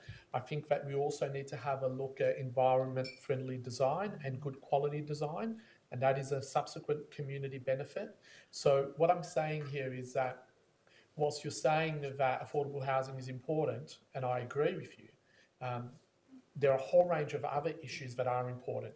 Are you saying that ESD is not important in this city? Are you suggesting that we don't want public realm improvements, that it's just this that takes the priority? I mean, I don't think so. That's why I don't think that this is the right way to go about it. I think these types of outcomes are achieved through the statutory planning process when we get applications. I don't think they should be done through the strategic process when we are determining zones. I don't think it's the right place. I don't think it's the right process, and I think it would come under a lot of scrutiny as well, that panel, if this is to go through in the shape and form that it's being proposed here, because I don't think it's what the zone is proposed to do. And if you want this outcome, you ought to vote this down and support the more flexible zone, which enables this outcome.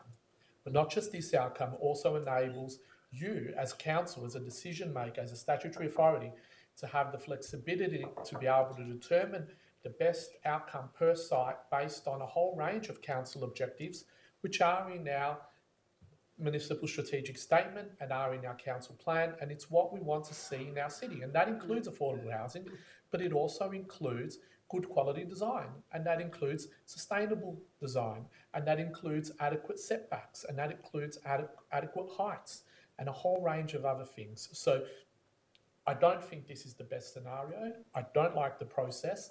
I think we should vote this down and just proceed with the activity zone as we would have done so had this zone never been created. Thank you, Councillor Tapanos. I'm going to put that to the vote because we will run out of time for tonight's meeting. So all those in favour of Councillor Martin's amended motion regarding this item?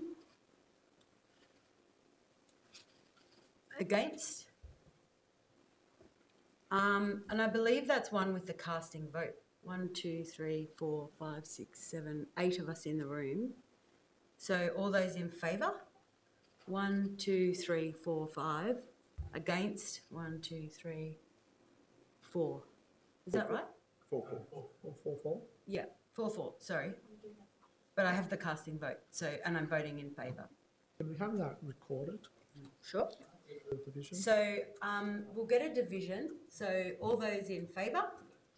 Councillor Bolton, Riley, Abood and Martin.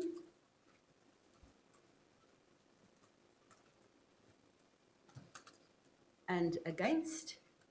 Councillor Davidson, Hafanli, Tapanos and Yildiz.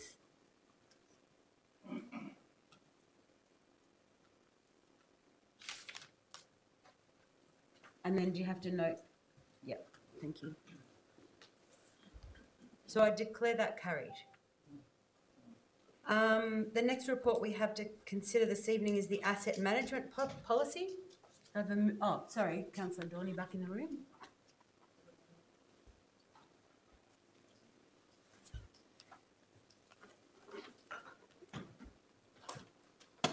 So DCI 619, Asset Management Policy Adoption. Can I have a mover for that report? Well, I'm happy to move it. Could I have a seconder, please? Councillor Martin. And I'll reserve the right to speak. Councillor Martin, would you like to speak? Just stating that this, while brief, is a very important policy for the city. It is targeting our asset sustainability index or asset renewal, averaging about 95 to 105%. Currently, I believe it's in one of the other reports tonight that our asset renewal is sitting above 100, which is good for our city. It means that we're investing more money into ageing assets and lifting the assets that we have under management across our city. So while it is a brief policy, it is very important. Thank you, Councillor Martin. I'm going to put that to the vote. All those in favour? Against? Declare that carried. DCD 819, Living and Ageing Well in Moreland Framework and Action Plan Draft for consultation. I'm happy to move that. Councillor Riley is a seconder. Just very quickly, I am very excited about this. It's a draft going out for consultation. The consultation aims to be deeper because we understand that it needs to be deeper because we're consulting with people who have a unique way of communicating, perhaps. And I'd like to commend the group of people who've been recruited to help feed into this and look forward to this work, which I think is incredibly important as we see the ageing population in the city. Councillor Riley? No. Anyone like to speak against this motion? I'll put that to the vote. All those in favour? Against? Declare that carried. Did you abstain? Yeah, thanks. DCF 3119, the series funding agreement 2019-2020 to 24-25, draft for endorsement. Councillor Riley and seconded by Councillor Dorney. Did you have your hand up, Jeff? Thanks. Councillor Riley, would you like to speak? Just to commend this recommendation that we continue to fund series, which does a lot of important work and has turned an old former dump into an amazing example of what can be done in creating a usable organic producer, and with all of the social enterprises there, it's growing and doing good work in our community and showing people how we can live more lightly on the planet. I just wanted to share with people that, in fact, the funding agreement we have with Series is really only providing around about 2% or 1.9% of the revenue for the organisation. So I'm hoping that as it grows, that as a proportion of that, it's actually starting to reduce at times. It's fluctuating a little bit around that, but it really is a very small contribution that we make compared to what they're generating and being able to bring in themselves. And I think it's a really positive contribution. As small as it is, it's really important that we continue to provide it, because it actually brings a lot to our city and allows us to fulfil some of our other policies and other work that we do. So I think it's a great move that we continue to do that. Thank you, Councillor Riley. Councillor Dorney, would you like to speak to the motion? Yeah, just briefly, I echo all of Councillor Riley's comments. As the council representative for Series this past year, I've had the pleasure of being able to join Series on its governance journey in helping people to fall in love with the earth again. I think it's a highly valued piece of both infrastructure, physical and social infrastructure for our community. I think the fact it's 95% self-funded through its diverse social enterprises. They're educating, visited by 62,144 students and adults over excursions and tours, an estimated 470,000 visitors to the park each year, and they have, over just under 150,000 followers on social media. So I think for the amount of investment that council makes, we're getting a lot back in terms of what we can achieve in this partnership with a great social enterprise. Thank you, Councillor Dorney. Are there any councillors that would like to speak against the motion? I'll put that to the vote. All those in favour? Against? Declare that carried. DCD 919. Wheatsheaf Community Hub Project Update. Do I have a mover for this report? Councillor Martin. Oh, sorry. Yes. Councillor Martin and Councillor Davidson.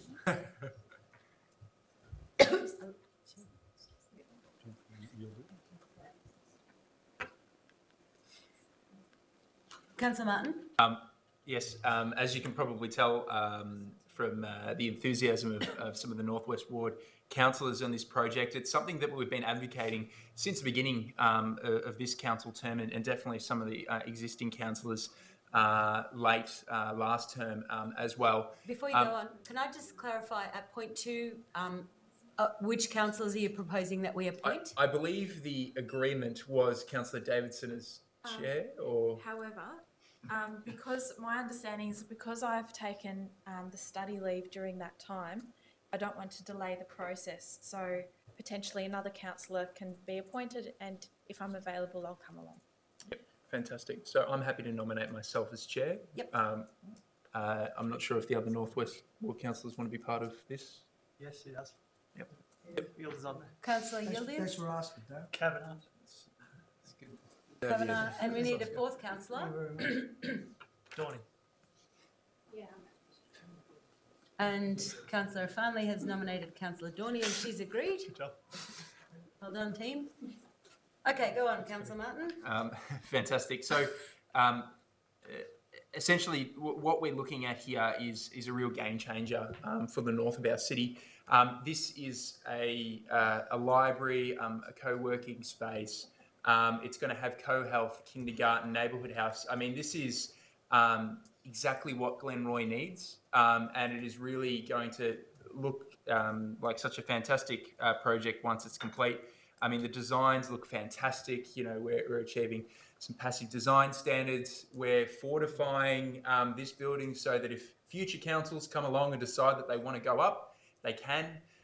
So we're, you know, forward thinking in what we're doing with this design.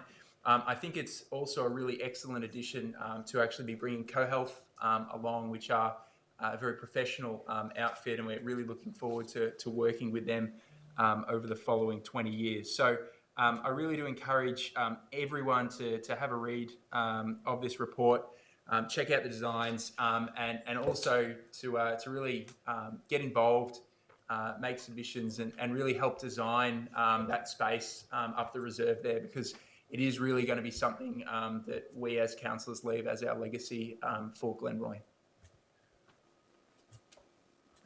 Thank you, Councillor Martin. Councillor Davidson.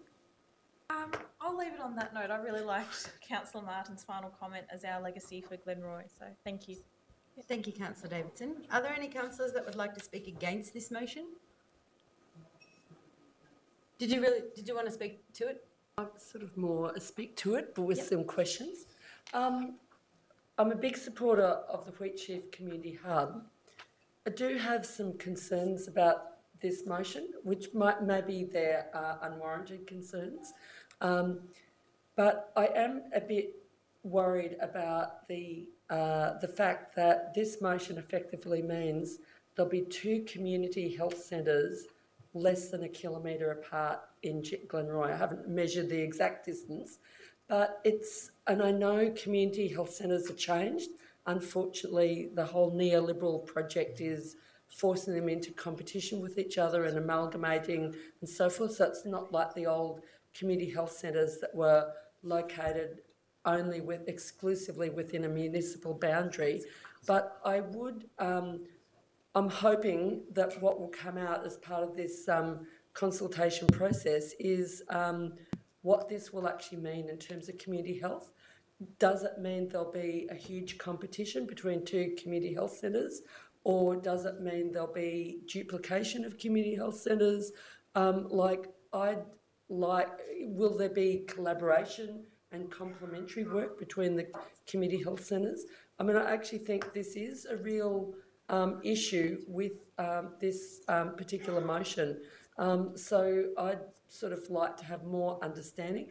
I won't block the motion, I'll vote for this motion because this discussion and community consultation needs to go ahead, but I certainly do have some question marks about that scenario. So for people who don't know, Merri Health is located in council-owned buildings in the current Cromwell Street Centre, which is less than 1 kilometre. I don't know how far away it is, but it's very close. And yeah, I've got some concerns about that, which might be alleviated or may not be alleviated. Thank you, Councillor Bolton. Maybe you can follow those questions up with Arden? Or did you want those questions answered in the chamber? As far as I know... I mean, through the process, because there's the beginning of a consultation process, so I won't block that. Very good. Okay. So I'll put it to the vote. All those in favour? Against? I declare that carried. Glad you happened there, Nick. DCF 3219, planning consideration of a proposed mural on silos at 20 to 24 Tinning Street, Brunswick. I'm happy to move this. Can I have a seconder, please? Councillor Farnley, thank you. As the mover, I'd just like to say that this is a project, that this motion considers putting paint on the silos. In this case, the paint is a water-based paint, and the issue is not about what is painted on the silos, and we can discuss that later on. And I'm just going to leave it at that. Councillor Refinement? Chair, just to clarify, are you referring later on to your notice of motion? Yep. If you like, we can speak at that time. Yep. Sure. Any councillors against this notice of motion? I'll put that to the vote. All those in favour? Against? Declare that carried. The next item we have to consider is DCI 719, Public Place Recycling Trial and Soft Plastic Trial Conclusion, and Councillor Martin is on his feet. I'd just like to ask that this report be deferred upon waiting for some further information from officers. Thank you. And we don't need a seconder to ask for a vote on a deferral, do we? Yes. So I'm happy to second the motion of deferral. So we'll put that to the vote. All those in favour of a deferral? Against? I declare that carried. We'll see that later. Okay. DCD 1019, Friends of Alayu Annual Report 2018. Councillor Riley? No. And Councillor Bolton. Would you like to speak to this motion, Councillor Riley? Yeah, look, just to, this is an annual report for the relationship we have with the Friends of Alayu, which has been going for a couple of decades now. I recommend that people read the report. It's a very community development based model where many visits from Australians to East Timor or Timor-Leste occur, and it happens in partnership with places like Ceres and their global program and so on.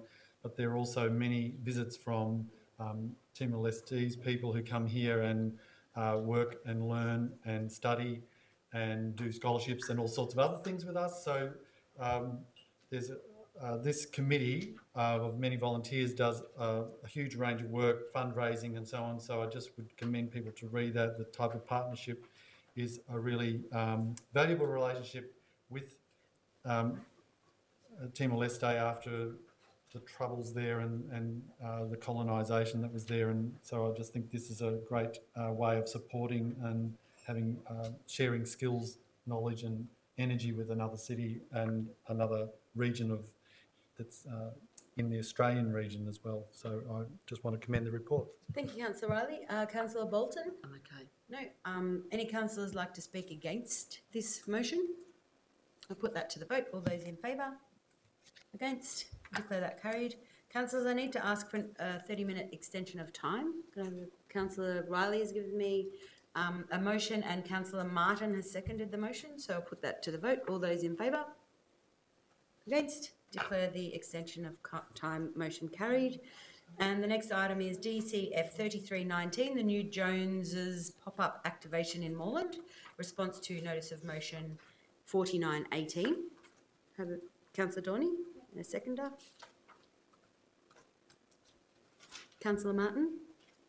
Councillor Dorney, would you like to speak to the motion? Yeah, just briefly. This is in response to a notice of motion I submitted a little while ago about looking into the opportunities for the new Joneses, which is a roving tiny house that engages people on messages around a raft of communications around sustainability.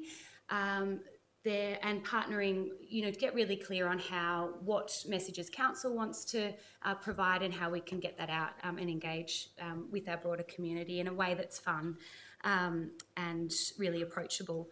So essentially the report's saying there is opportunities here, but at the moment we're just with timing as the budget's currently out for draft, which we strongly encourage community to submit their feedback on. I can't remember the date it's open till right now, but it is on the website and on Facebook. And so basically saying it's just a timing thing. We might be able to, once if there is a new behaviour change resource officer that comes into effect in the new budget, we want to just look strategically and know what all our options are for behaviour change. Is this the best way forward? and then moving from there. So just making sure we're not being premature in any decision. So I'm happy to accept that, and I look forward hopefully to, potentially future partnership with the new Joneses possibly. Thank you, Councillor Dorney. Councillor Martin, would you like to speak to the motion? Anyone like to speak against? We'll put that to the vote. All those in favour? Against? To declare that carried. DEP 319, Christmas decorations response to notice of motion nom 6218. Second. Councillor Davidson, and Councillor Yildiz is happy to second.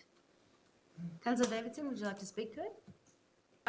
This motion essentially relates to quite a few complaints that I received personally in relation to Christmas decorations in Glenroy. I want to see Christmas come back to Glenroy, and that can be done through the adoption of the council recommendations to have an additional $50,000 spent in this year for Christmas decorations along Glenroy shopping precinct in the activity centre. I also would like to point out that the motion, and this haunts back to the original discussion that we had when we were adopting our new festivals and Christmas policy, but the top paragraph says that sought to revitalise and modernise council's approach to Christmas. One of the main points that I had raised previously was, whilst we're modernising Christmas by doing light installations and so forth, I wanted to still retain the traditional elements of Christmas and have those visible within our main activity centres. That seems to be lacking, and if it's possible, if a notation could be added or it included in the top summary to say that council's approach to Christmas, while still retaining traditional elements, I would be grateful if that could be included. I don't know if we can add that here on the spot. Just through the Mayor, not to the background, because the background's sort of written. If you wanted to add a point to the resolution, you could say, and to include, and then use what the words you want to use, or and to note Yes. the things that you'd like to note. That would be the way to do it. Right, thank you, CEO. Could we also add the additional third point, and to note that council still retain the traditional elements of Christmas, making them visible within the Glenroy Activity Centre. Thank you. Oh, so feel free to go on. No, I could speak for hours about Christmas, or just a stop. minute. You still had a minute. I just wanted to quickly reiterate the fact that we have never ever cancelled Christmas decorations. For some reason, the public's perception is that we've been reducing the amount of money we've been spending. Almost $2 million is what we've been spending on Christmas decorations for the 4-year term. And we consistently have been doing it. But I do agree with Councillor Davidson that it's not as visible as it used to be because we've used alternative ways of celebrating Christmas. But I think we need to bring some of that back, in particular on the corner of Glenroy Road and Pascoe Vale Road. There was a very visible presence there. We had along right through to about, I think, where KFC's. There was a range of Christmas decorations on both sides on top of the buildings.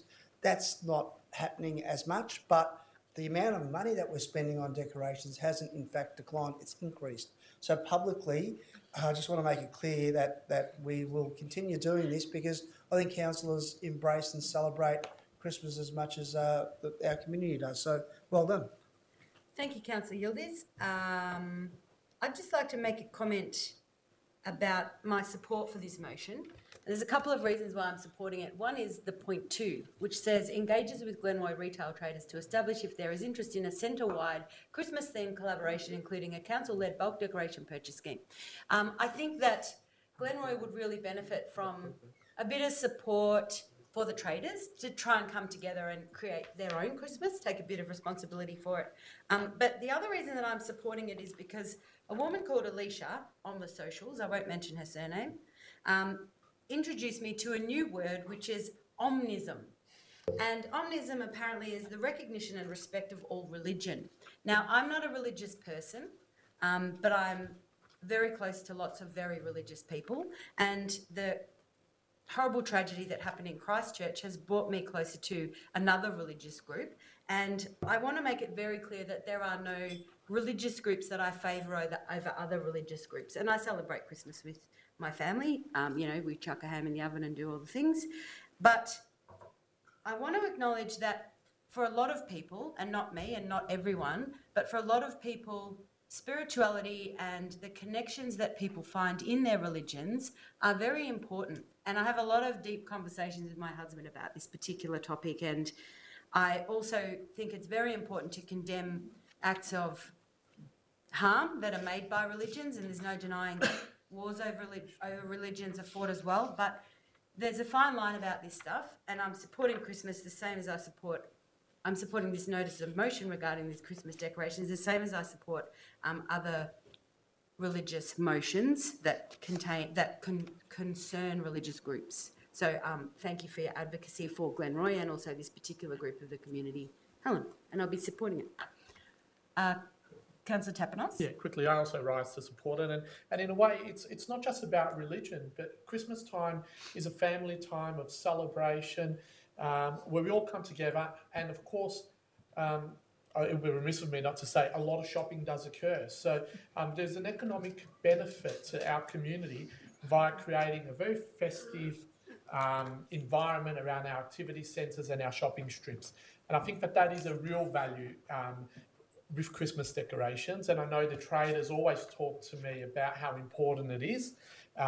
So I fully support this, but also to say that for me, it's not just Glenroy that needs more, it's the whole city. I don't think Brunswick or Coburg has enough decorations. So hopefully in future budgets, we can actually have a look at how we can do this better and how we can have more visibility for as much money as we possibly can, because I think we could do better. Councillor Martin? Everyone wants to talk about Christmas. I do really want to emphasise the second point in here. It is really important that the traders really band together. A lot of other trading precincts go out, they bulk buy, they put trees, stickers, all sorts of elements.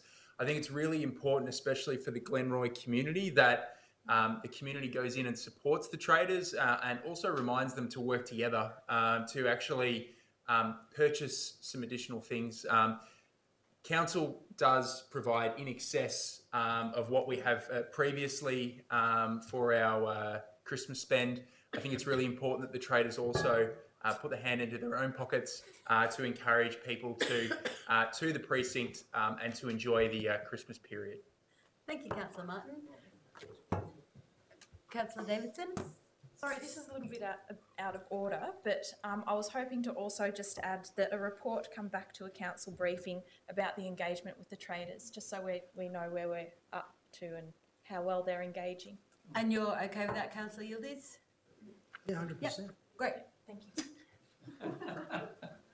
100%. 100%. Okay, so we'll just get those words up and then we can probably vote. An update be provided to future council briefing about the engagement with the Glenroy traders. I'll put that to the vote. All those in favour? Against? Declare that carried. I have that declared unanimous. Yes, indeed. Ooh. Thank you. Okay, DBT 919, Council Action Plan 2018-19 Performance Report, third quarter, 1st of January to 31st of March, and Councillor Riley's hand is up and Councillor Martin is seconding. Councillor Riley? Thank you. I just want to reiterate that this Council Action Plan Performance Report actually articulates where we're going with our council plan, the Moreland City Council plan, and we're up to the third quarter of this year. It talks to what we've achieved, what we're on target to do, where we might be behind, what we've actually stopped doing and may have changed, and what might be on hold. So I'd encourage people to have a look at that. I won't go into all the detail, but suffice to say that we hope by the end of the fourth quarter that we will have achieved and be on track to meet most of those expectations around the work that we do in our city. So just in the interest of time, I won't go any deeper than that, but I want to commend all the officers and everyone and the community for their participation in implementing our plan, because without you, we wouldn't do it, and without the officers, we wouldn't be able to do it either. Thank you, Councillor Riley. Councillor Martin, would you like to speak? Just really briefly, I really do want to take a moment to commend the work that our officers do in this city. They do a bloody lot of work, and I really think it's important for people to recognise that our officers are really hardworking. We have a huge amount of items in our yearly council action plans, and I really think, we're looking at numbers like 23% are already achieved for the year. We've got, over 60% that are on target. We've only got a very small number that are lagging. And so I really want to highlight just how much work our officers do. And I really think the community should take a look at this report and really get behind our officers. Thank you, Councillor Martin. Any councillors like to speak against this motion? Put that to the vote. All those in favour? Against? Declare that carried. DBT 1019, Governance Report, May 2019, Cyclical Report. I'd like to put this with a slight amendment, or cyclical, depending on where you grew up. So at point 3, I would just like to add, or maybe it's an additional point, authorises the Chief Executive Officer to prepare, Yeah, thank you. Endorses the VLGA submission to this inquiry and authorises the Mayor to write a letter of support. It's right at the tail end of the previous one. Oh, so it's part of, yeah, okay. So that's your Okay, so it's an extra sentence at the end of... Point 3. Yeah, thank you. So that's the... Thank you, Councillor Martin. But let me just find... There's actually a second amendment. Say that again? Yeah, number 6. Yep. Okay, so at number 6, that we remove my name, so it just approves the participation of the Deputy Mayor, Councillor Riley, in the Friends of Layou delegation to Timor-Leste at the cost of approximately 3.6, and then exclude the words per councillor, because it would just be one councillor for travel. Delete the words per councillor and just for travel expenses, including travel, accommodation and meals. And I've had a seconder with Councillor Martin, so I'll just speak briefly to that. So this is fairly straightforward, the governance report, but the amendments that I've made are specifically because we've been given a copy of the submission to the Waste and Recycling Inquiry from the VLGA, which I've circulated to all councillors, which we've been asked to endorse. So that's why that's there. And then the changing of point 6. Now, as Councillor Riley mentioned earlier, it is the 20-year anniversary of the relationship with Layou, and Council is aware that 2 other councillors from a neighbouring council are going to, as part of a delegation, to visit, and we think that it would be, first of all, Councillor Carly Hannon is actually the representative of this group to that group, but she's unavailable to travel. And so we understand the importance of sending a councillor over as part of that delegation, that it just would be rude for someone not to go because of honouring the relationship. But from my perspective, I think that it's excessive to send 2 councillors, especially considering from my perspective I have no relationship with the committee, whereas Councillor Riley has been involved in that group in the past and does have a relationship with that committee. So we've just amended that. I've just amended that to just have the one of us. There are other issues regarding emissions of travel overseas, and personally I think this is a little bit of a junket, but I think it would be rude not to send anybody. So I think this is a good compromise in this case. So that's all I need to say. Councillor Martin? Yeah, I just want to really briefly touch on point 3 and the importance of council making a submission. We are currently in a waste crisis, and just because the media has stopped reporting about it doesn't mean that it's fixed. I can't emphasise that enough. We need to make sure that when people put recycling in the yellow bin in this municipality, that it is actually recycled. Soon we'll be changing our system to also be doing food waste and getting organics out of our landfill. We need to make sure that we have a really robust waste management system in this state. We need to create the jobs that come with a domestic recycling industry, and they need to be in Victoria. The state government is sitting on $500 million of our money, and it needs to be spending that money on improving the waste and litter recycling industries in this state. And so I think it's really important that us as a council and as your representatives make that point, make your voices heard, and anyone can make a submission to this inquiry. It's open for another 2 days. So I really do encourage you to have a look on the Victorian Parliament website, make a submission, even if it is only a couple of sentences long, because we need to make sure that money is being spent in this space. Thank you. Thank you, Councillor Martin. Are there any councillors that would like to speak against the motion? Yeah. Councillor O'Farnley? Just very briefly, just to give Council some clarity. Always a bit of an uncomfortable discussion when we talk about international travel, and I'm just being consistent here. I'll be voting against because of point 6, I believe it is. I think I did the same for Councillor Dorney on a climate change one. Just create consistency. Nothing personally against any councillor. For transparency, I mean, I'm travelling on behalf of council to Canberra, so you know I'm taking advantage of travel, but I believe international travel for this particular thing, for this particular occasion, does not yield enough benefit for ratepayers for me to justify it. So I'll be voting against. Okay. Can I ask you if you'd like us to separate that from the rest of the motion? That would be fine. Yep, that'd be good. Yep. Okay. So what I might do is I might put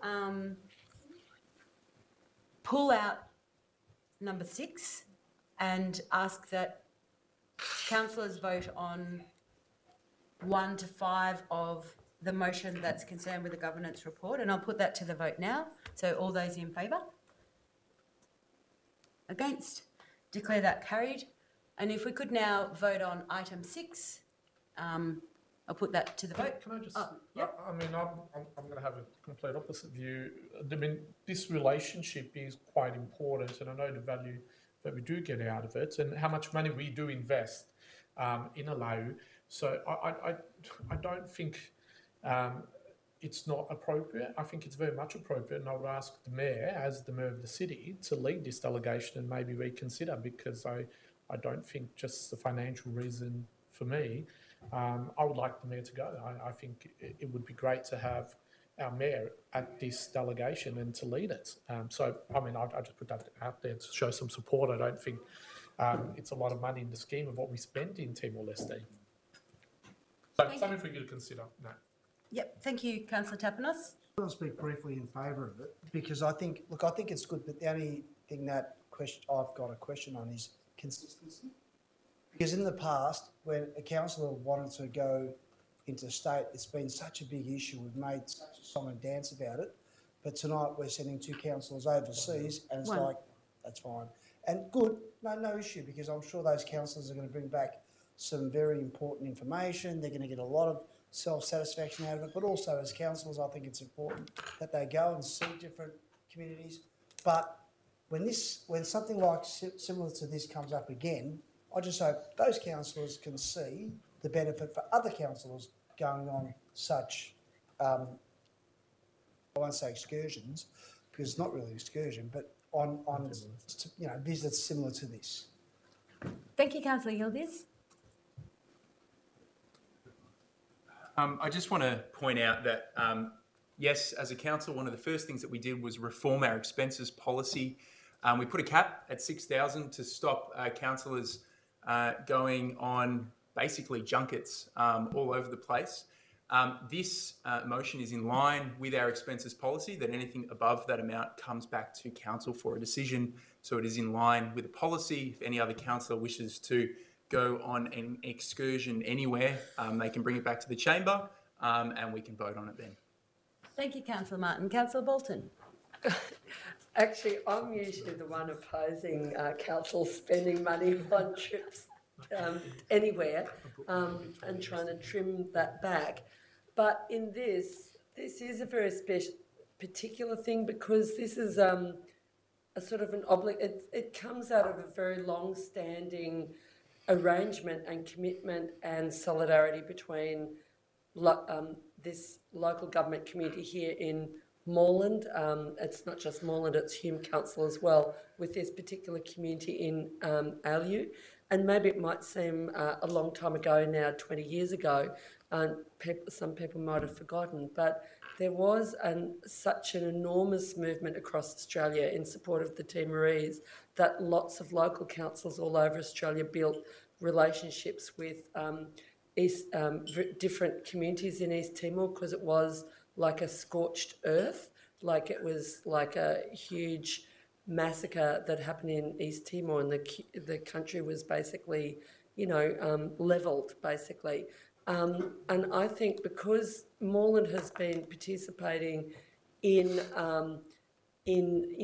advice, support, etc., for 20 years now, and so it's not like, if this was something else, I would probably be opposed to it. But I think this is a very special relationship and an ongoing relationship, and I think we're sort of obligated to do this unless we want to end the relationship, which I would be opposed to as well.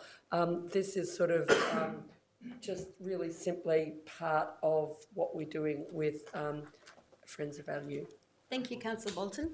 I'd like to close the debate on this, and I have a proposal that may or may not be acceptable. So what I'd like to propose is then that we donate the $3,600 that it would have cost me to go to Timor-Leste. And I think that here, and I think Councillor Riley can carry the message, that our relationship with the Friends, our involvement in our relationship with the Friends of Aliu is not diminished or changing or taken less seriously by the council. We have one representative to the group, which is Councillor Carly Hannon, and Councillor Carly Hannon can't go herself. And I think that I agree with Councillor Farnley in the context of I don't think that we need to have two councillors travel over there, and potentially donating the $3,500 to a school, scholarships, anything for that country is maybe of more value than the two of us going on a jaunt over there to be visible as part of the council delegation. So, Councillor Tapanos? Well, if it's okay, I'm happy to move that we include $3,600 as a contribution towards maybe scholarships, I think, for students to study is a good one. Yep. And Councillor Riley can announce that on his visit.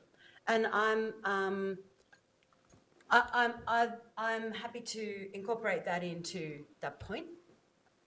So maybe if approves the participation of the Deputy Mayor, Councillor Riley, and the Friends of Aliu delegation to Timor-Leste, the Kothororo, and donates the cost of $3,600 that would have been incurred. Yeah, the amount of $3,600 as the cost. Sorry, equivalent. You just write something else. We'll just see how it works out. As the equivalent cost of another participant towards scholarships for students. Councillor Martin? Could I just ask that potentially the final refined wording of what the actual $3,600 is delegated to the CEO for final refining, just to make sure that we're not putting the money into something that doesn't exist? Yep. And potentially that can be resolved with the committee. Yeah. And was that to the committee as part of that? Well, let's just say... consultation committee. Yes, thank you. Yeah. Thank you. Okay.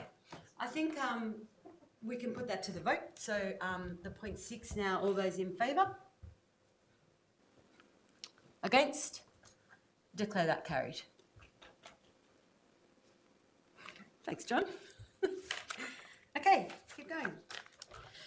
EMF 1319, Financial Management Report for the period ended 31st March 2019, cyclical report. Councillor Riley? I'll second. Councillor Farnley is a seconder. Just very briefly to say that the finances are in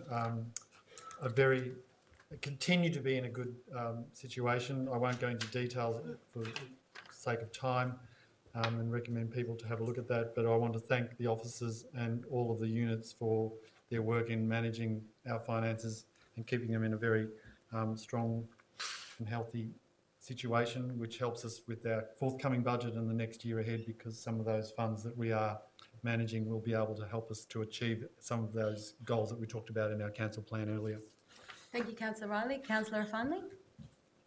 Yes, I think it's good to acknowledge also that residents will find in this report that there's been significant expenditure on land acquisition for open space, 21.6 million in fact on land acquisition from Faulkner to Brunswick to deposits on other properties, which have been publicised publicly already. And that is not an insignificant amount. That is a significant amount of money that we're spending on behalf of ratepayers, and a lot of it is warranted. We've got a significant amount of development, and those residents moving into those areas need open space to be able to relax and unwind out of their apartments. But it's also important to acknowledge that, for example, later on in tonight's council meeting, for the purposes of this exact issue, we also need to utilise existing open space, such as open space in schools, in order to open that up to the community, to prevent having to go out and continually having to purchase land. Let's work together with our community and local stakeholders to open up the open space that already exists so the entire community can enjoy it appropriately.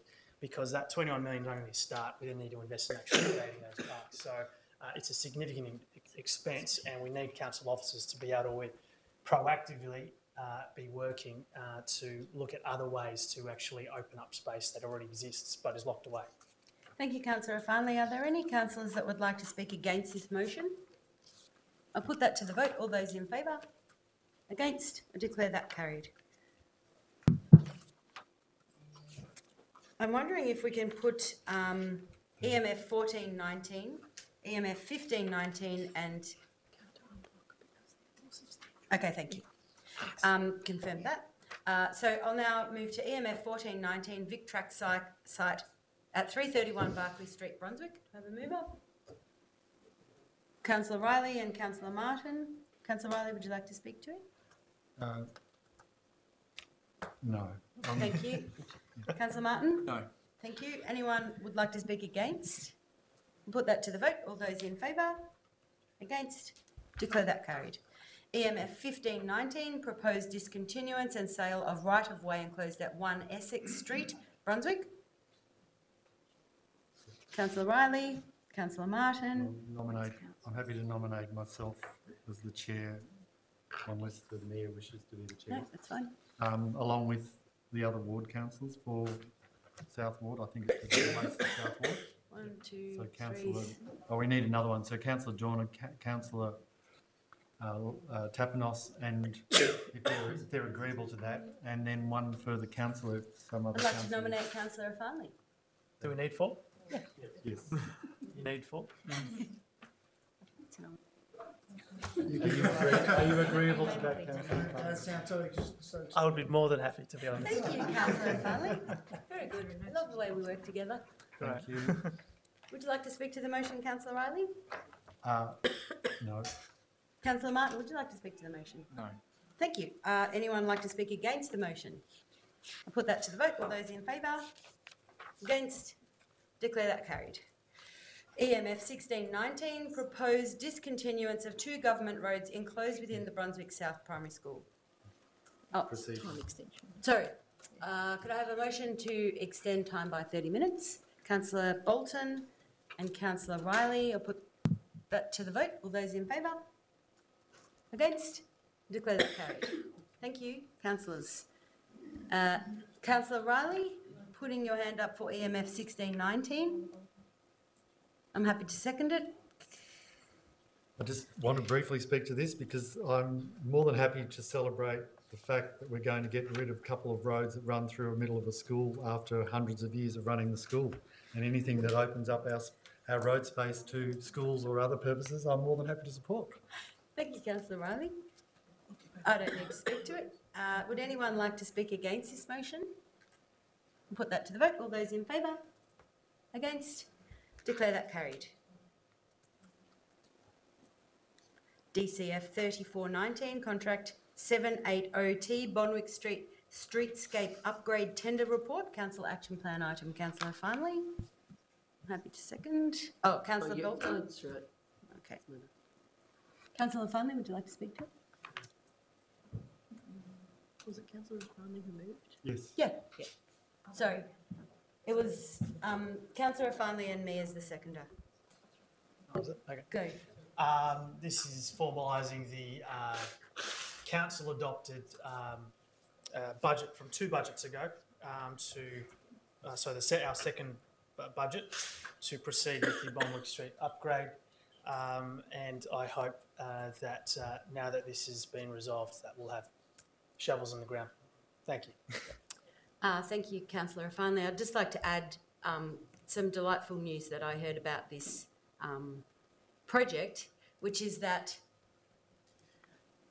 the permeable areas of this project are made out of recycled ceramics and the pavers, thank you, and there will be no sandblasting of areas of the footpath. It will just be cut to look like stripes, because I've reported issues with sandblasting from an access perspective. So I'm really happy to see that resolved.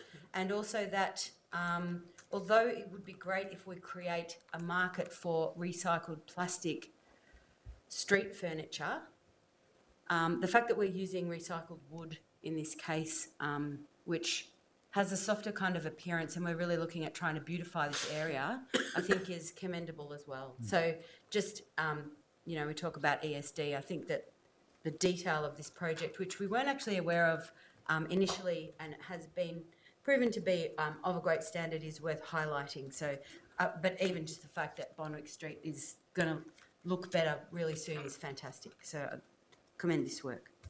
So are there any councillors that would like to speak against this? No?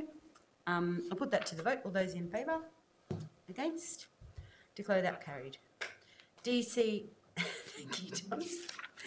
DCI 819, contract 764T. I wanted to clear a conflict on this one. Thank you, Councillor Farnley. We'll come and get you. Or did you like to state that? Sorry, Yildiz. Sorry. Thank you. I just wrote your name down too. Can't stop thinking about it. Councillor Yildiz, would you like to state the nature of the conflict? Okay, well, one of the tenderers is actually my brother's brother-in-law, which I have no idea about. There you go. How'd you get? Good on you. Thanks very much.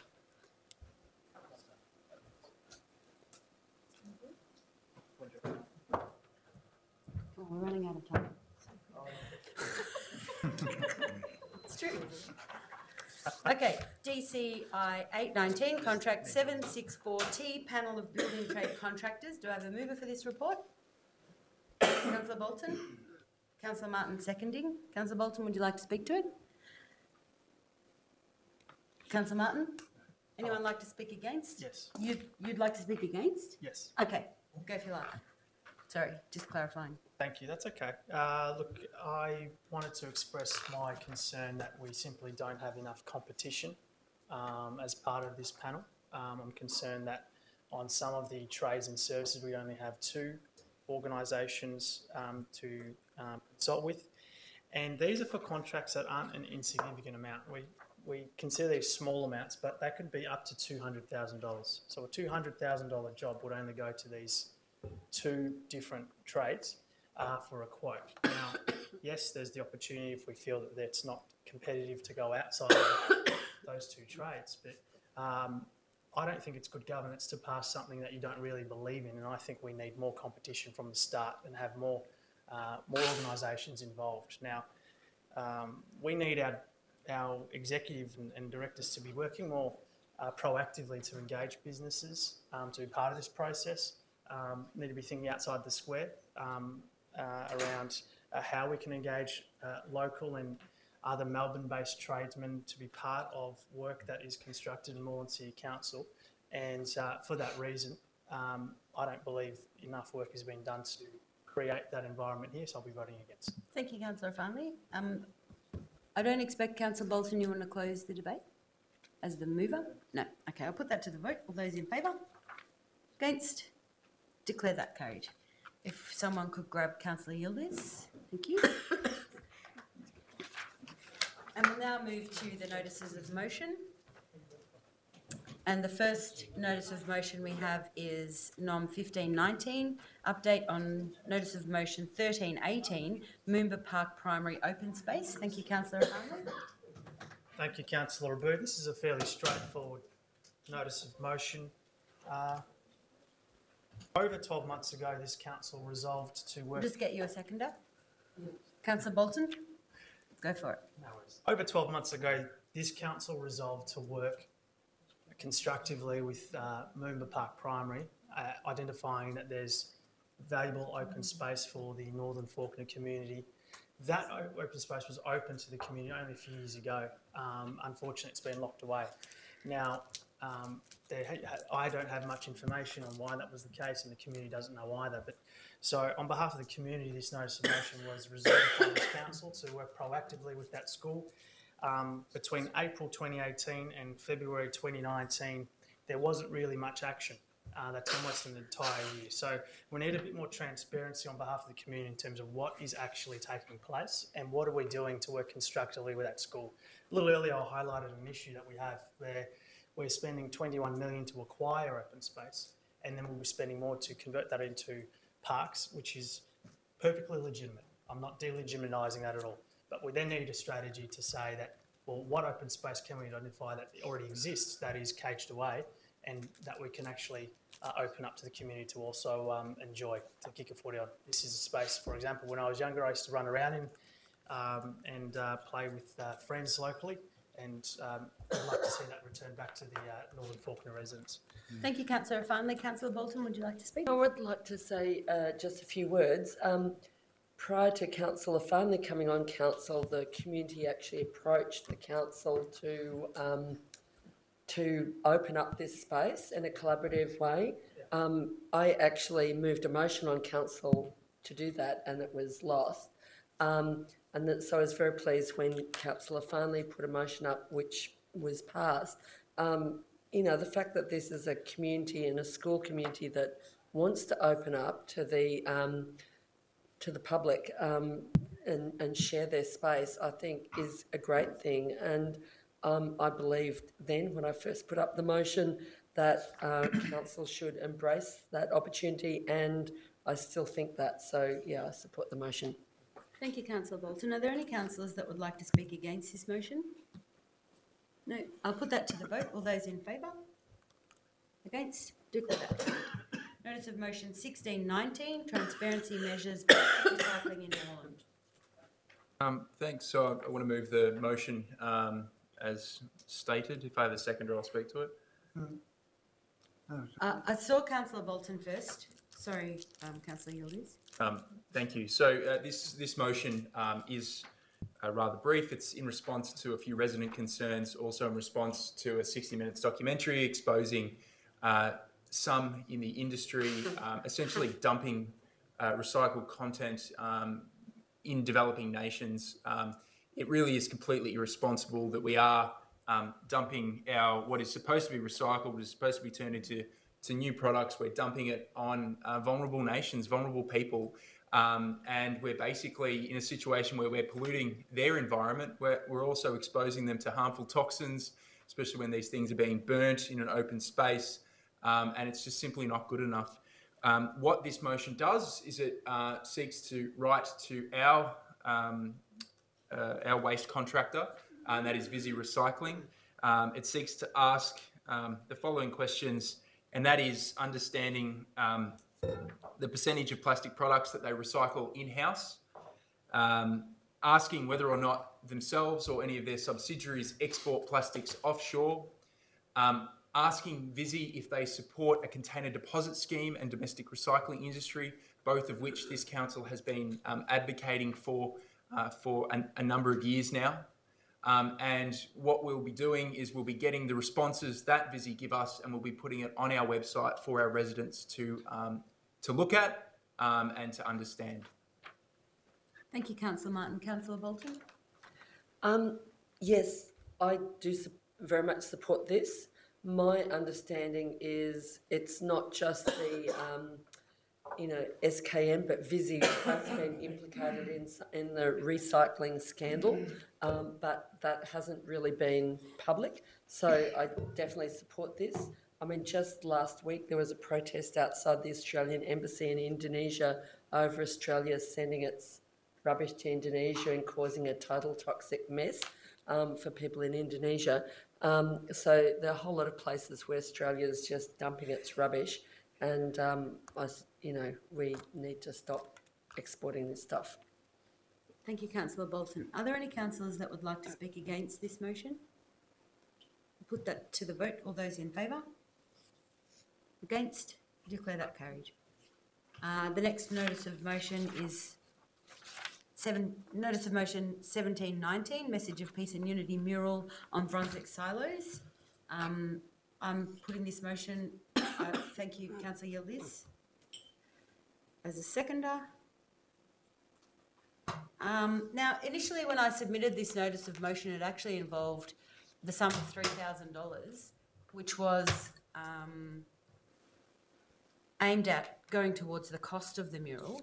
And I think it's very, very Moreland of us that we heard that the crowd fundraiser returned the whole sum of money that was required, which was actually $11,000 in 24 hours. And I suspect that if the crowd fundraiser was to paint something much more extravagant or the same thing in a much bigger form, potentially we could have just, they could have kept on raising money. So this notice of motion just talks about if the council officers issue a Vic Smart planning permit for the painting of the silos, that council provide its support for a community celebration upon the completion of the mural through promotion via council's website and the provision of sound equipment on the day of the event.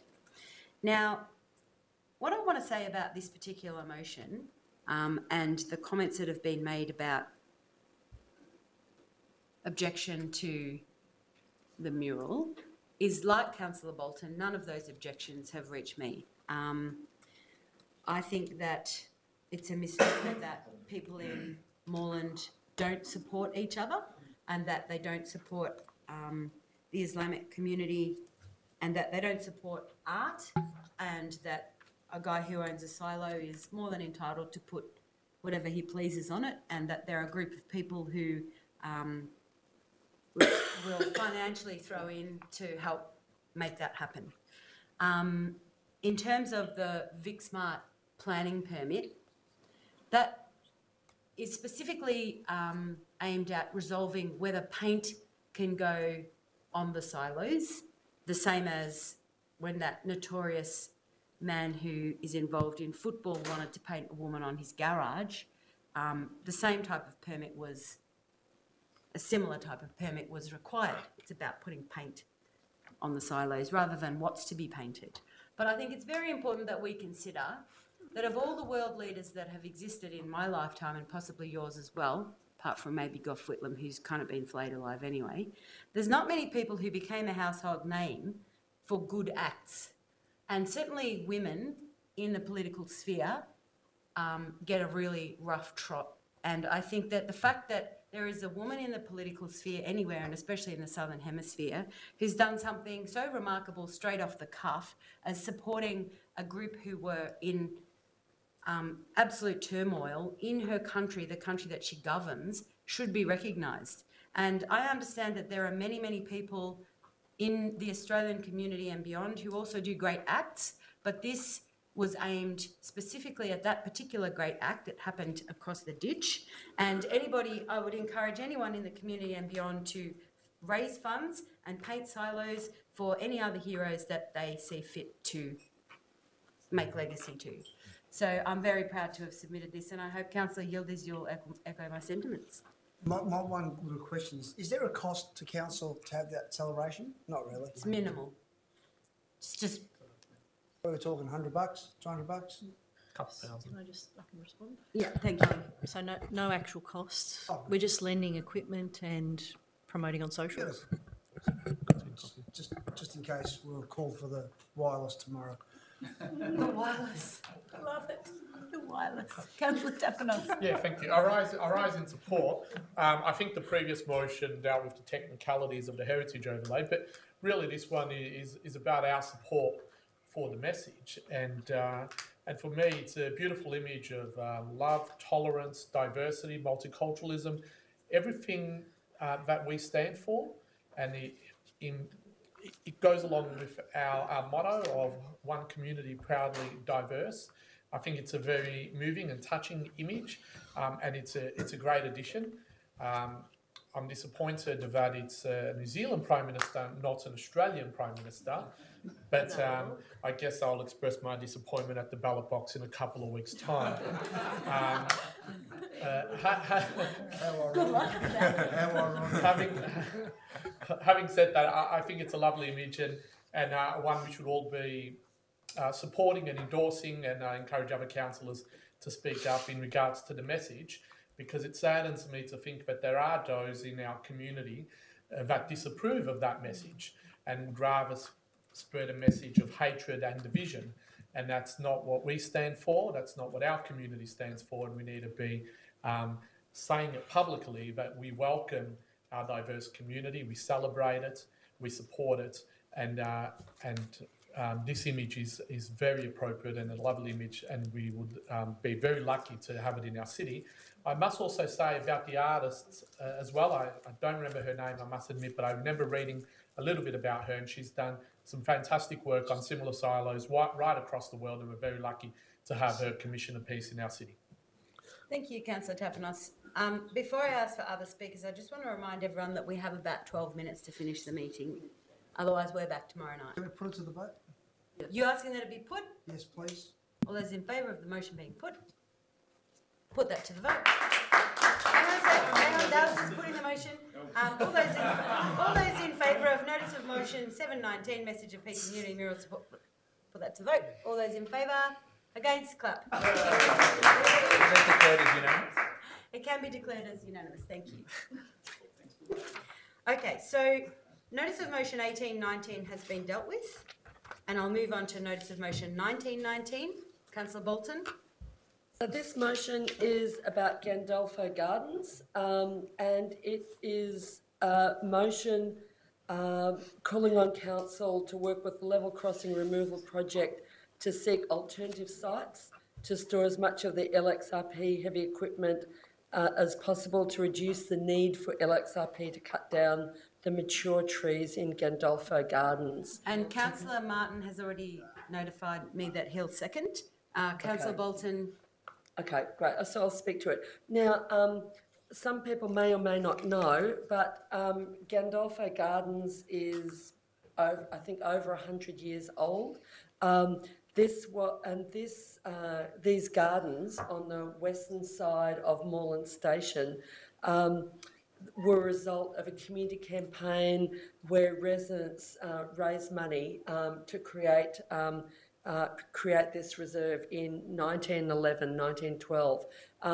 And later on, not quite at that stage, but later on, the gardens were named after the first Italian mayor of the city of Coburg. Now, these are particularly beautiful gardens. I think, maybe I'm wrong, but I think this might be the most beautiful sort of garden setting of any of the stations on the upfill line. Maybe I'm wrong on that, I'm not quite sure compared to Jewel Station, but it is, I can understand why the residents are fighting to save this this reserve. You know, it's with the historic station set in the background of the gardens.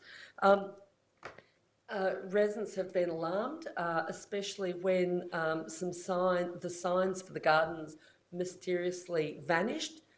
Council doesn't know who took the signs. They asked LXRP who took the signs. It wouldn't be an ordinary person, it would be someone with heavy equipment to come and remove the signs. So that really alarmed the residents that LXRP was ready to come in and just chop down all the trees. These are very, very mature trees. And there are some alternative sites, like for instance on the southern side of Moreland Road, there are some industrial sites, might be Vic Track Land, I think, which were opened up as car parks when the Craigburn line was closed for level crossing, and lots of people were coming across to the upfill line.